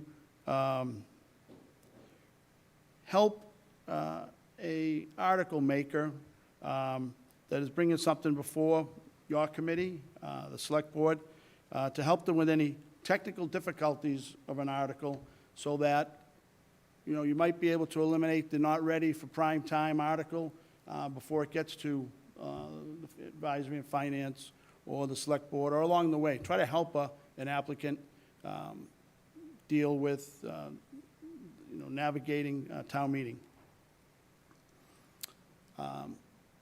Going beyond that, the other created committees would be the Board of Health. There's no changes recommended for the Board of Health. Open Space, there's a small change in the wording. We threw that in there in order to protect the environment and ensure appropriate access to public lands. That didn't appear in the existing charter. Moving on to the Land Use and Acquisition Committee. There's a small change in this committee on how the members are made up. It's still going to remain a 7-member committee, but the move would be to take, the appointing board would be the 2 members from the Select Board, 2 members from the Planning Board, 1 from the Conservation Commission, which typically in our charter today was allowed 2, but we've taken 1 from them and we've extended it to the Agricultural Commission, and 1 for Open Space Committee. So there's a little change in how that committee is made up. Seems to be something wrong with towards the end of this presentation. I apologize. The Building Committee, I think there's some talk here about the makeup of that committee as well.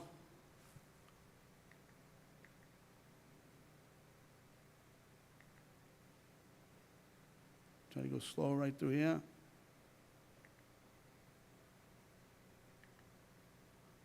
Okay, no changes. Thank you very much. No changes for the Building Committee like I suggested.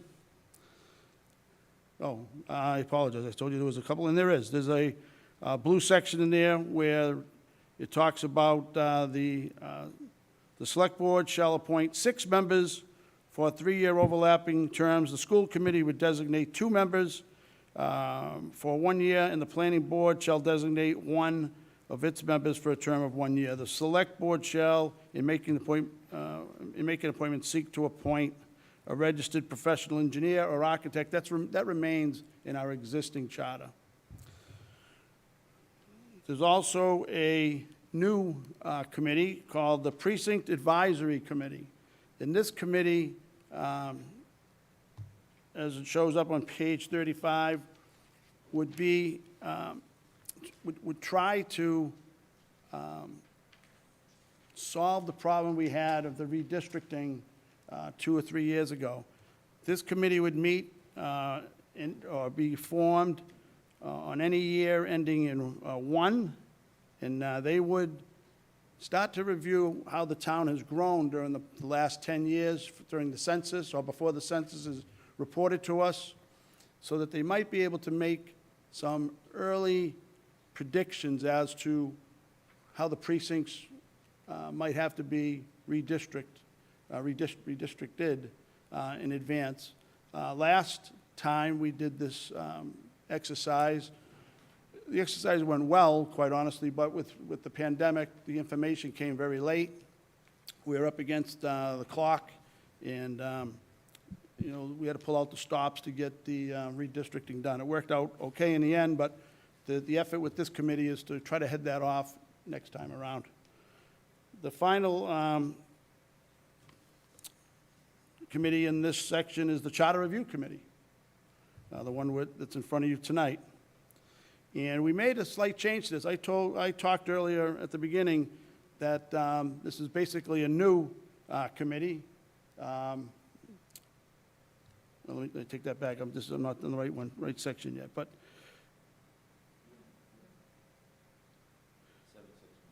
Yeah, 761, this is the Charter Review Committee.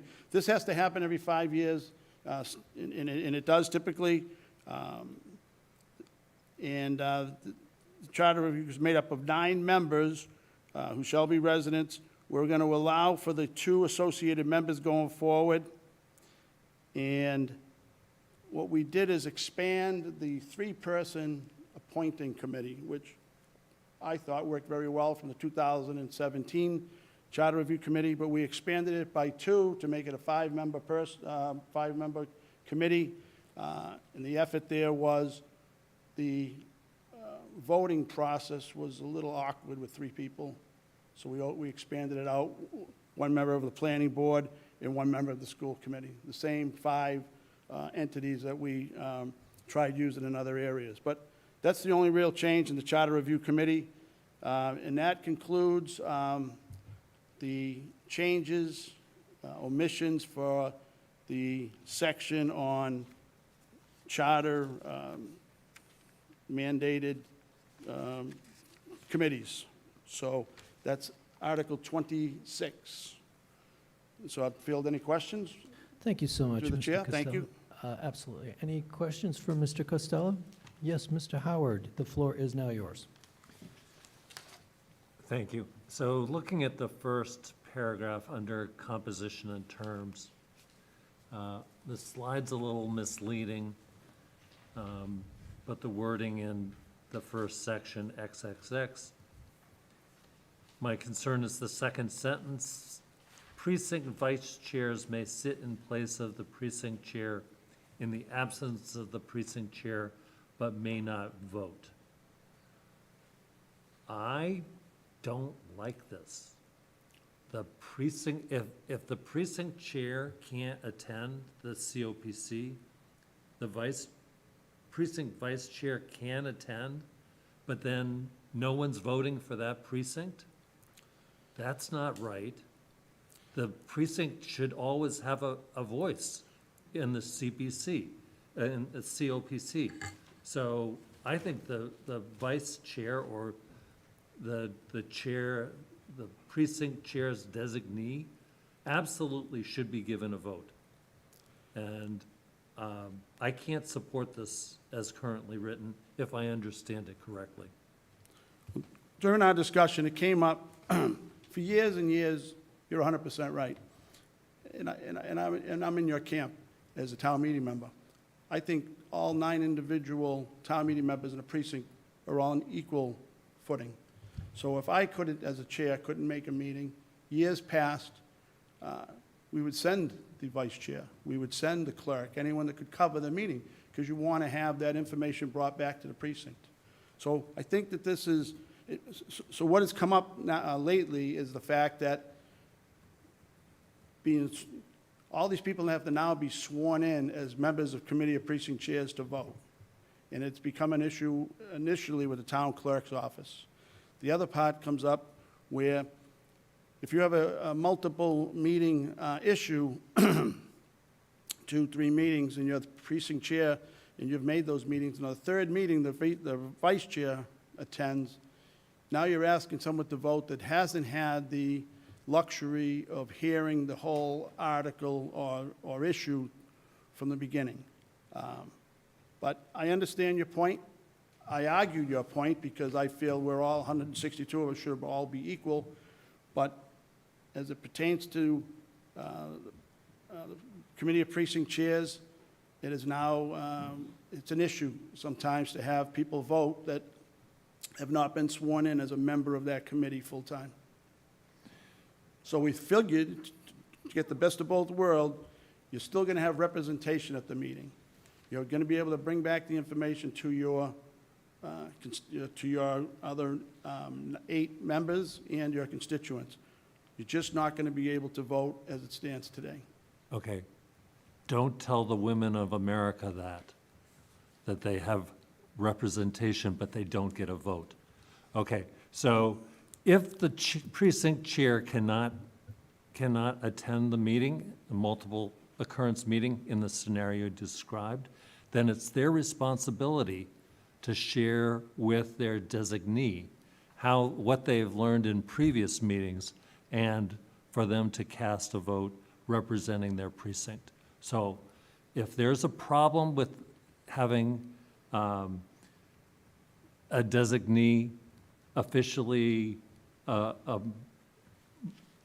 appointed by or sworn in by the clerk, then that's a problem you need to rectify in order to ensure that there's representation by all precincts in all cases of meetings of the Committee of Precinct Chairs. Thank you. Very good, thank you. Would it make sense to require the chair and vice chair to be sworn in? That way you have the chance of the two of them not being able to make a meeting is greatly minimized. That would, excuse me, that's certainly an option.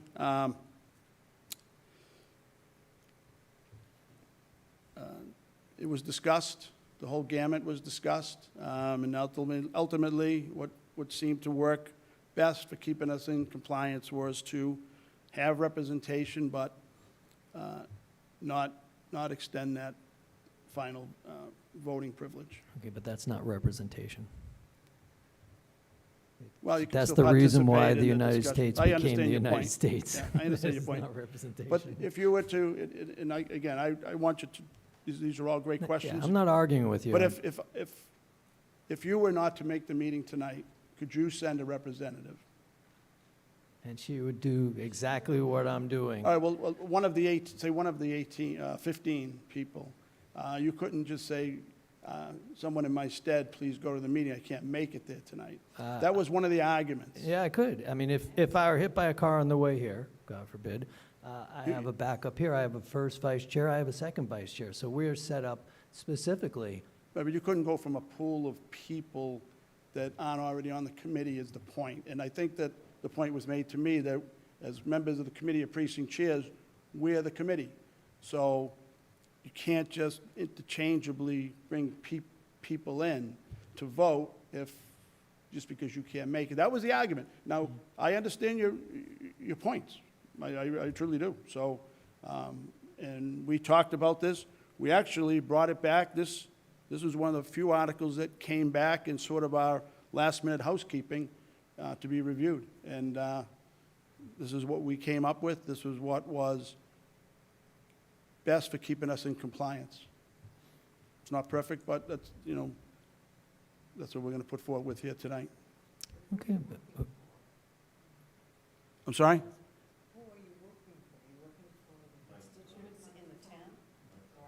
Are you working for the constituents in the precinct, or are you working for someone else? Because it's the precinct people.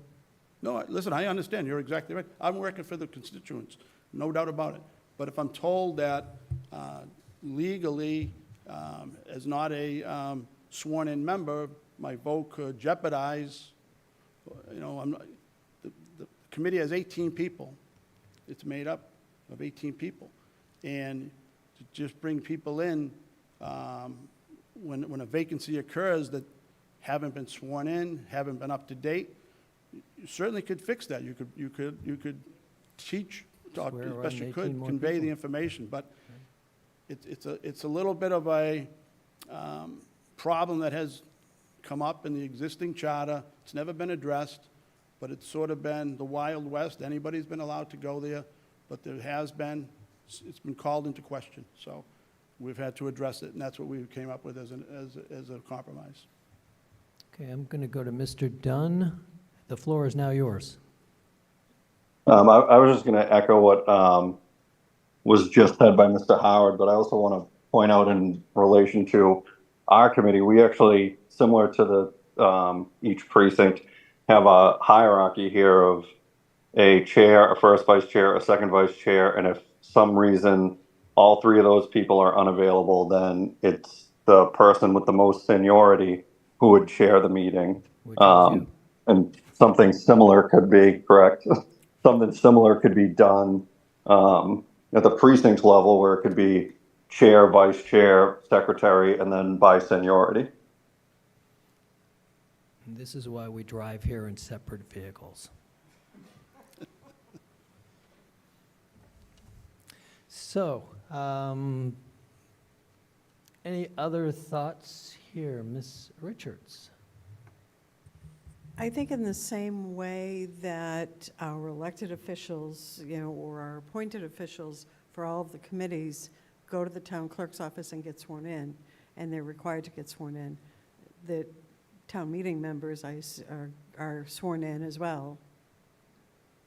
That's correct? They're sworn in. You're sworn in, you're exactly right to be a town meeting member and to vote in any type of town meeting atmosphere, spring or fall. But the So- Committee of Precinct Chairs has a little bit different makeup. No, And I I- think that's where the rub is, so. Yep, no, yeah. and I understand. So I Yeah. think that's maybe where this article should address that,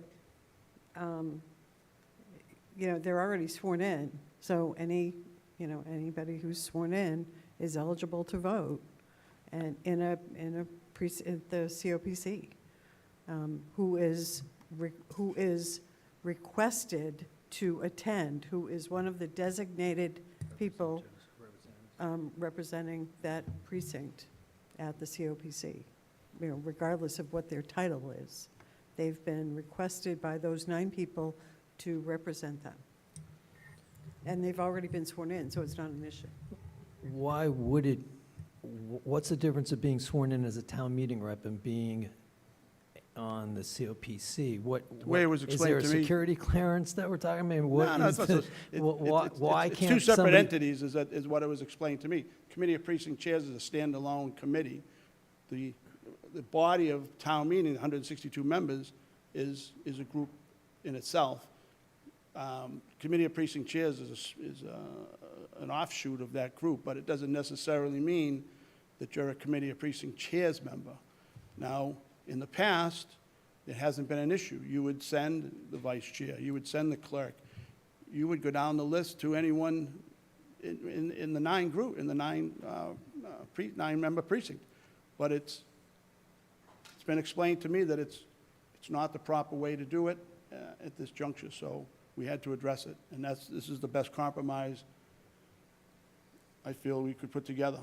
Because I agree with the complete board that you have to have representation. I mean, at the very least, you have to have somebody there, or you should have someone there that can, gather the information. But that's where we are today with this. Well, maybe there's a transparency issue there as well, but I'm also going along with your theme.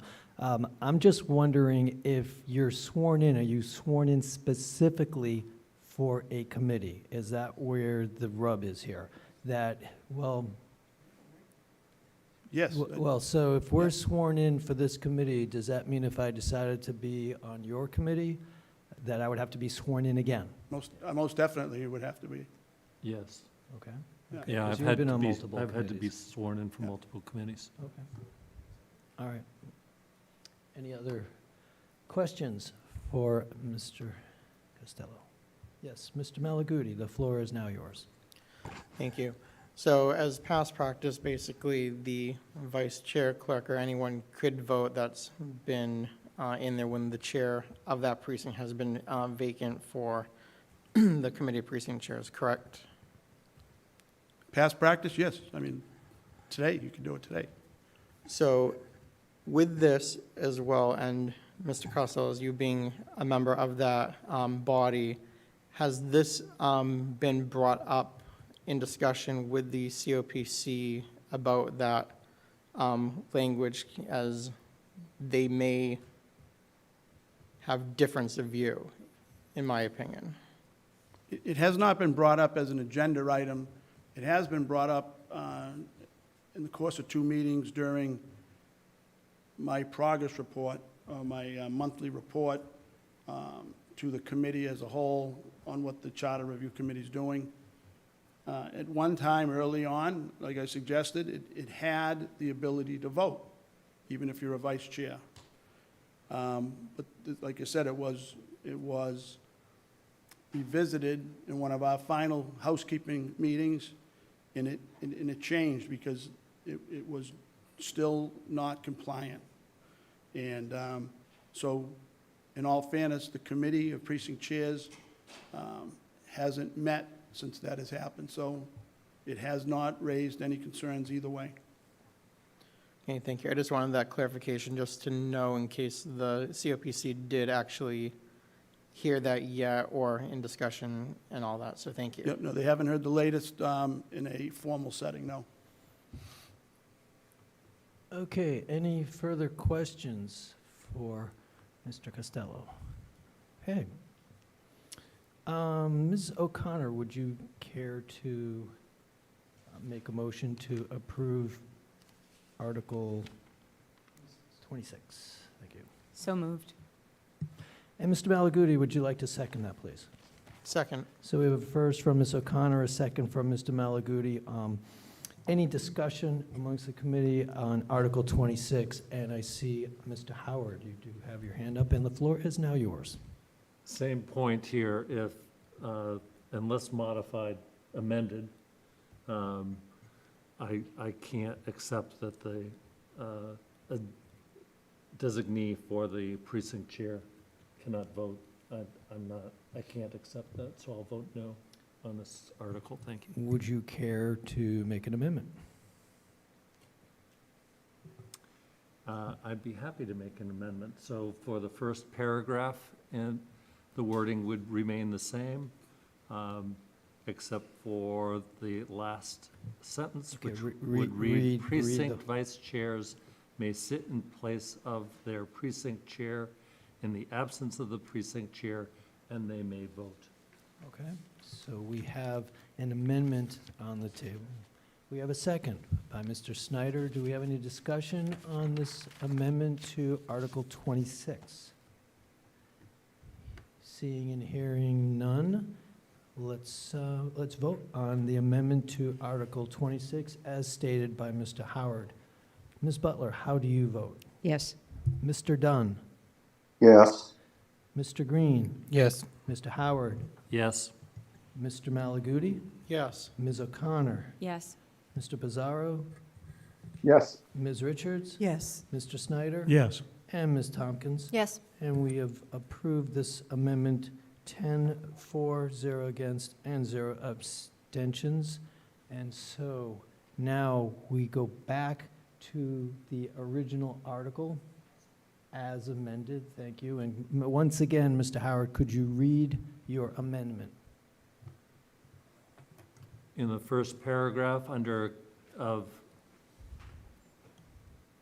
Chapter 7, Section 1, Committee of Precinct Chairs, subsection Composition and Terms, first paragraph, second sentence, precinct chairs may sit in place of their precinct vice chairs may sit in place of their precinct chair in the absence of the precinct chair, and they may vote. Thank you. Okay. Any discussion on that? And we'll just go to the vote. We are voting now to approve Article 26 as amended. Ms. Butler, how do you vote? Yes. Thank you. Mr. Dunn? Yes. Mr. Green? Yes. Mr. Howard? Yes. Mr. Malaguti? Yes. Ms. O'Connor? Yes. Mr. Pizarro?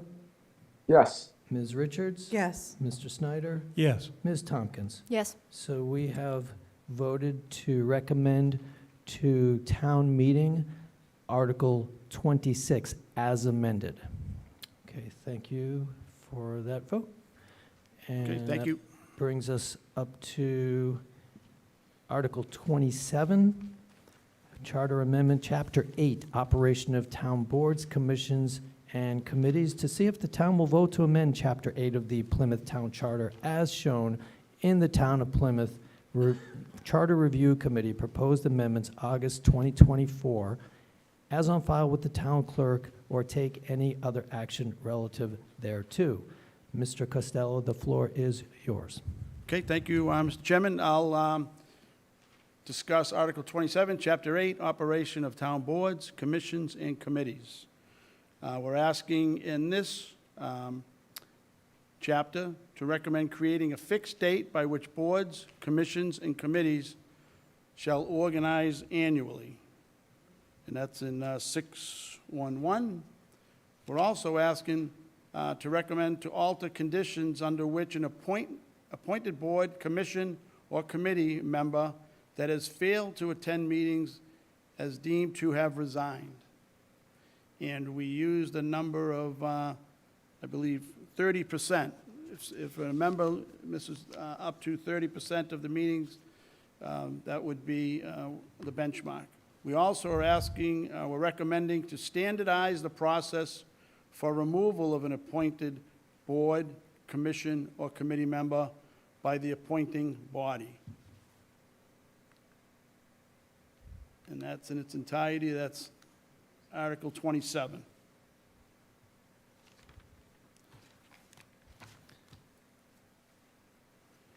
there any Okay, questions um, regarding? Yeah, I'd just make a comment. Isn't 30% a pretty low standard? It's just my personal opinion. Yeah. Oh, okay. If you can't make 3 I'm sorry, out go of- ahead, I'm sorry. If you can't make 3 out of 10, the only thing you'd be is an all-star baseball player hitter. But, I mean, that's a pretty low bar. I think even I could trip over that. I mean, just seriously, 30%? If my members here showed up for 30% of these meetings, I would ask them to reconsider being on the committee. That's my opinion on that. So you agree, so that's, I believe, what we're saying. Are you saying 30% If it falls, attendance rate or 30% if it falls absence below rate? 30% attendance, did I misspeak? I apologize if I said it wrong. I don't think, is that not? 30% attendance. You're not, but shouldn't it be 70% attendance? To fall below 70 that's a C. No, Below- we're talking about attendance, not missing meetings. We're talking about making meetings. Attendance is actually being here. Oh, then if I said it incorrectly, it would be for, It is. It's if you fail to attend 3 out of 10, correct. It is a very low bar. But we have people who fail to attend lots of meetings. That's it. But we're not saying you have to attend 70% of the meetings to be removed, now again, this is for automatic removal. Doesn't mean that this is the only, you're right, you have every right to say, if your committee members, if you say you're not attending half the meetings, you can say, I believe you need to be removed, and you can have, and there's a separate process by which they can be removed by the appointing authority for failure to attend. This is for an automatic removal. So that's the difference that we've made. And this is actually more stringent than what was originally in the charter. All right. All right. Okay, any questions? Mr. Howard? I'm still at a loss here. First of all, it's not automatic because you say upon majority vote of the full membership of the multiple member body, which means that it's not automatic. It means that the full membership must vote. And second,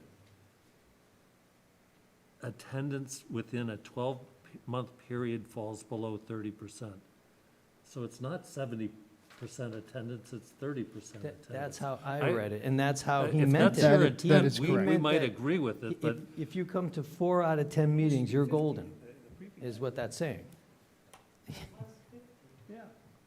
but we're making, And why would you want somebody on your committee that doesn't show up? And actually we do personally have not. had this discussion with past members of this committee, So that is if the- you can't do it, you can't do it. You're wasting space. I think you guys are saying the same thing we are. It's just it's. I think you're correct, yes. The bar is then so it low, needs it's hard to be- imagine. Either needs to be restated more clearly so everyone reading it knows, or go back to 50%, which makes it pretty straightforward. I think that the intent, and I have to look at it, and I apologize because I haven't memorized all of our meeting minutes. And But it's a lot, so. I don't believe that, I agree with you, I don't believe that was our intent. Our intent was to make it more stringent than it was, but at the same time, part of it was to add the upon majority vote of the full membership, because one of the things that we've had come up to us is that there have been instances in which somebody has been ill for a period of time, and it was understood that they were ill, but they didn't want them removed from the committee. They would be coming back, and it was sort of to allow the placeholder position. And so that's why we added the upon majority vote, so that it wasn't just an automatic removal. But I agree with you, it does not seem right. And I apologize, because that doesn't, No, but they mean if you show up for fewer than 30%. I know, but that's not the way it's. no, I But agree it with you. does- It sounds like if you make 40% of the meetings, you're in good shape. If you I do agree with you. 20% of the meetings, you're going to get kicked off. I agree with you. I believe the intent was to say if you miss 30% of the meetings, not if you. Okay, if that's the case, then that needs to be That, reworked. that does and- need to be reworded. I Yeah, agree. That was okay. the intent. If that's the intent, then That is the I'm good intent with of the that. committee. I just think if you set the bar so low, you're going to get people that are going to set that bar low too. I mean, we set a pretty high bar here. We have big expectations for the people on this committee. And I think it should be townwide. We'll address that by looking Okay. at the minutes and reworking.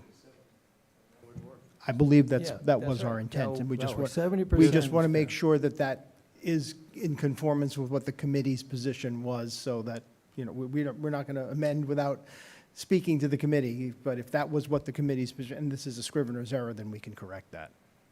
Okay, that sounds good. Ms. Richards, you have a question. The floor is now yours. I have a question to the chair. Does that mean we are going to be rejecting this or voting on it or tabling it? If you feel that that was, for lack of a better word, a typo, that you would go back to your committee, what's? Go ahead. I would, may I make are we ready to make a motion? Well, to- we have some discussion Okay. there's still, yeah, let's, Mr. Dunn, I believe you had your digital hand up. I was just going to make the same point, so thank you. Okay, great. We're going to go to Ms. O'Connor. Did you have? Okay. Mr. Chair, if we could ask perhaps then to table this and allow us to come back on this one, because obviously this is a relatively small article to come back to you on one day, to come back for literally 5 minutes to address this, so that we can make sure that we are clear and correct. That's fine, and I'll try to schedule you at the beginning of the meeting, since it's... Come on, you're not going to do that to these guys. We're beating them up enough, come on. Motion to table. Okay, so we have a motion to table. Well, I'll second Mr. it. Snyder has already seconded that motion to table. Any discussion on a motion to table Article 27? No discussion, and hearing and seeing none. Let's take a vote on tabling Article 27, which is Chapter 8, Operation of Town Boards, Commissions, and Committees. Ms. Butler, how do you vote? Yes. Mr. Dunn? Yes. Mr. Green? Yes. Mr. Howard? Yes.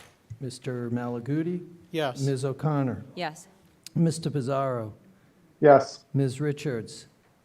Yes. Mr. Snyder? Yes. And Ms. Tompkins? Yes.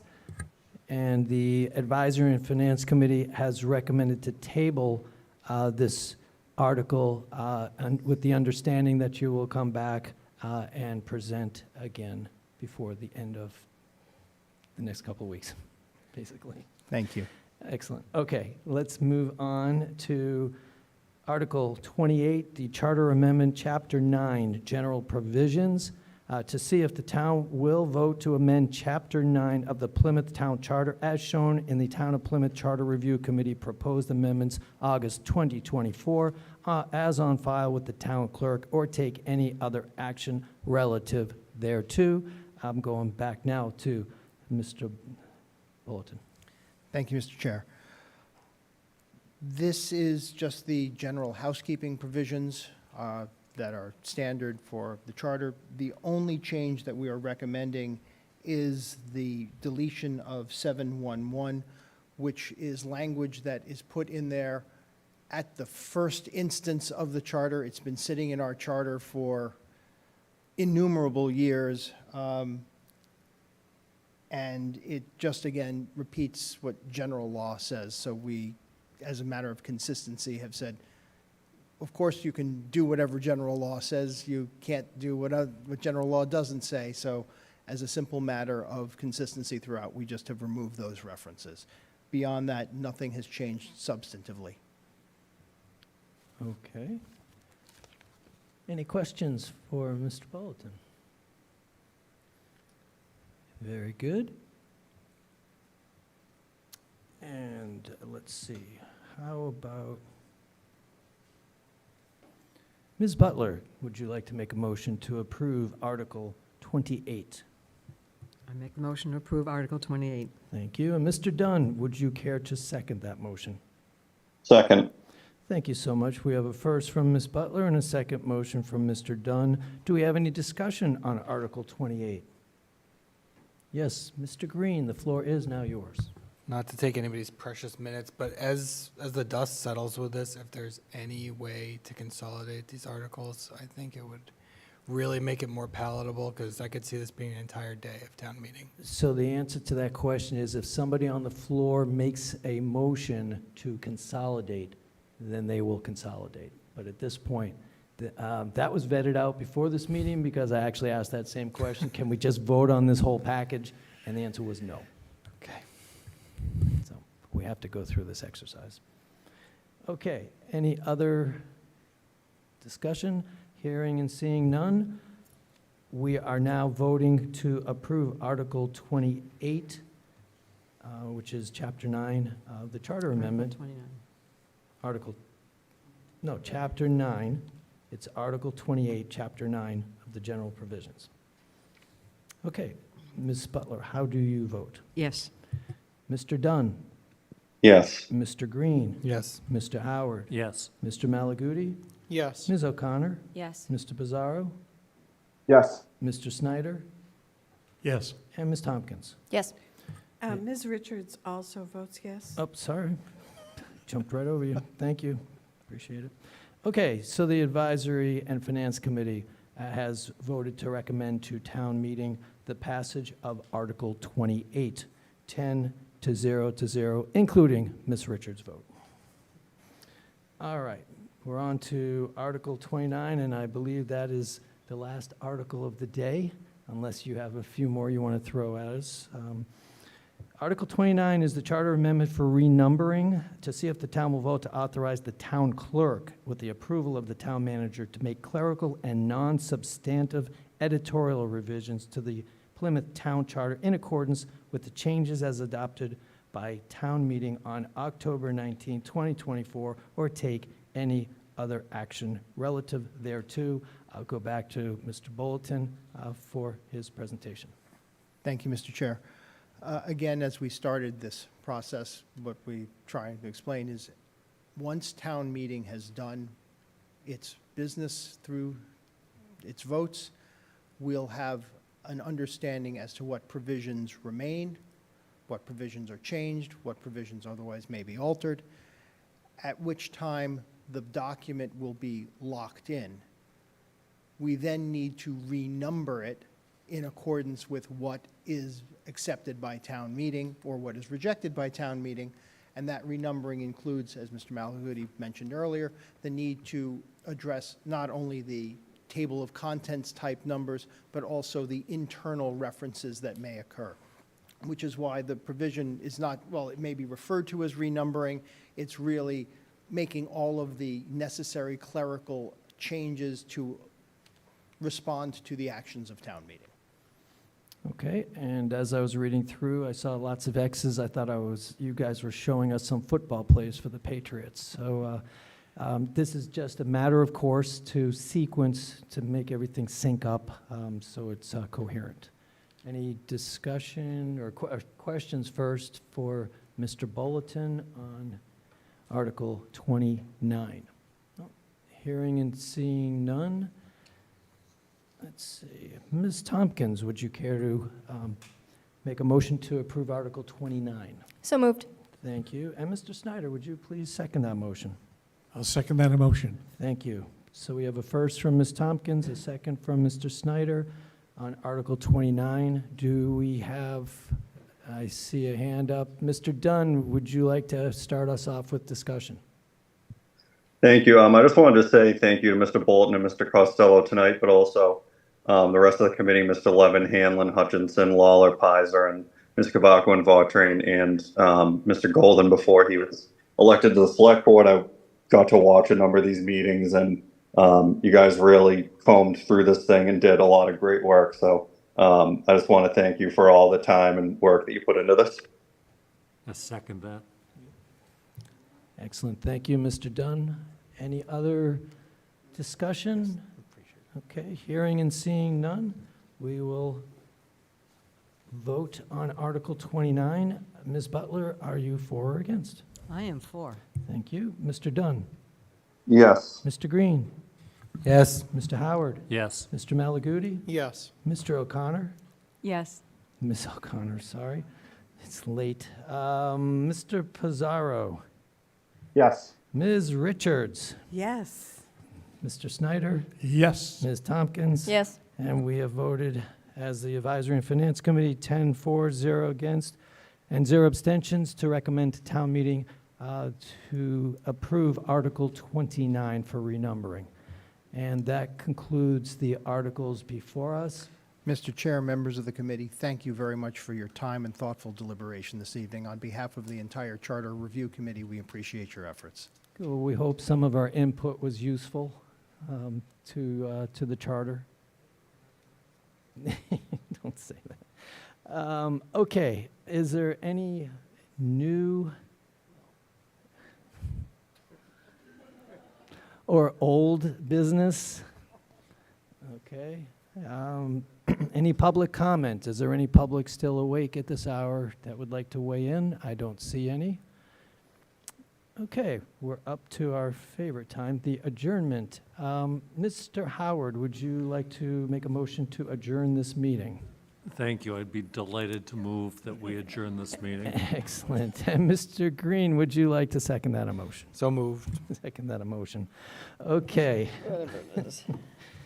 Here we go. Ms. Butler, how do Yes. you vote on adjournment? Mr. Dunn? Yes. Mr. Green? Yes. Mr. Howard? Yes. Mr. Malaguti? Yes. Ms. O'Connor? Yes. Mr. Pizarro? Yes. Ms. Richards? Yes. Mr. Snyder? Oui. Ms. Tompkins? Yes. It's unanimous, 10 votes in favor, 0 against, 0 abstentions. We are officially adjourned at 10:56 p.m.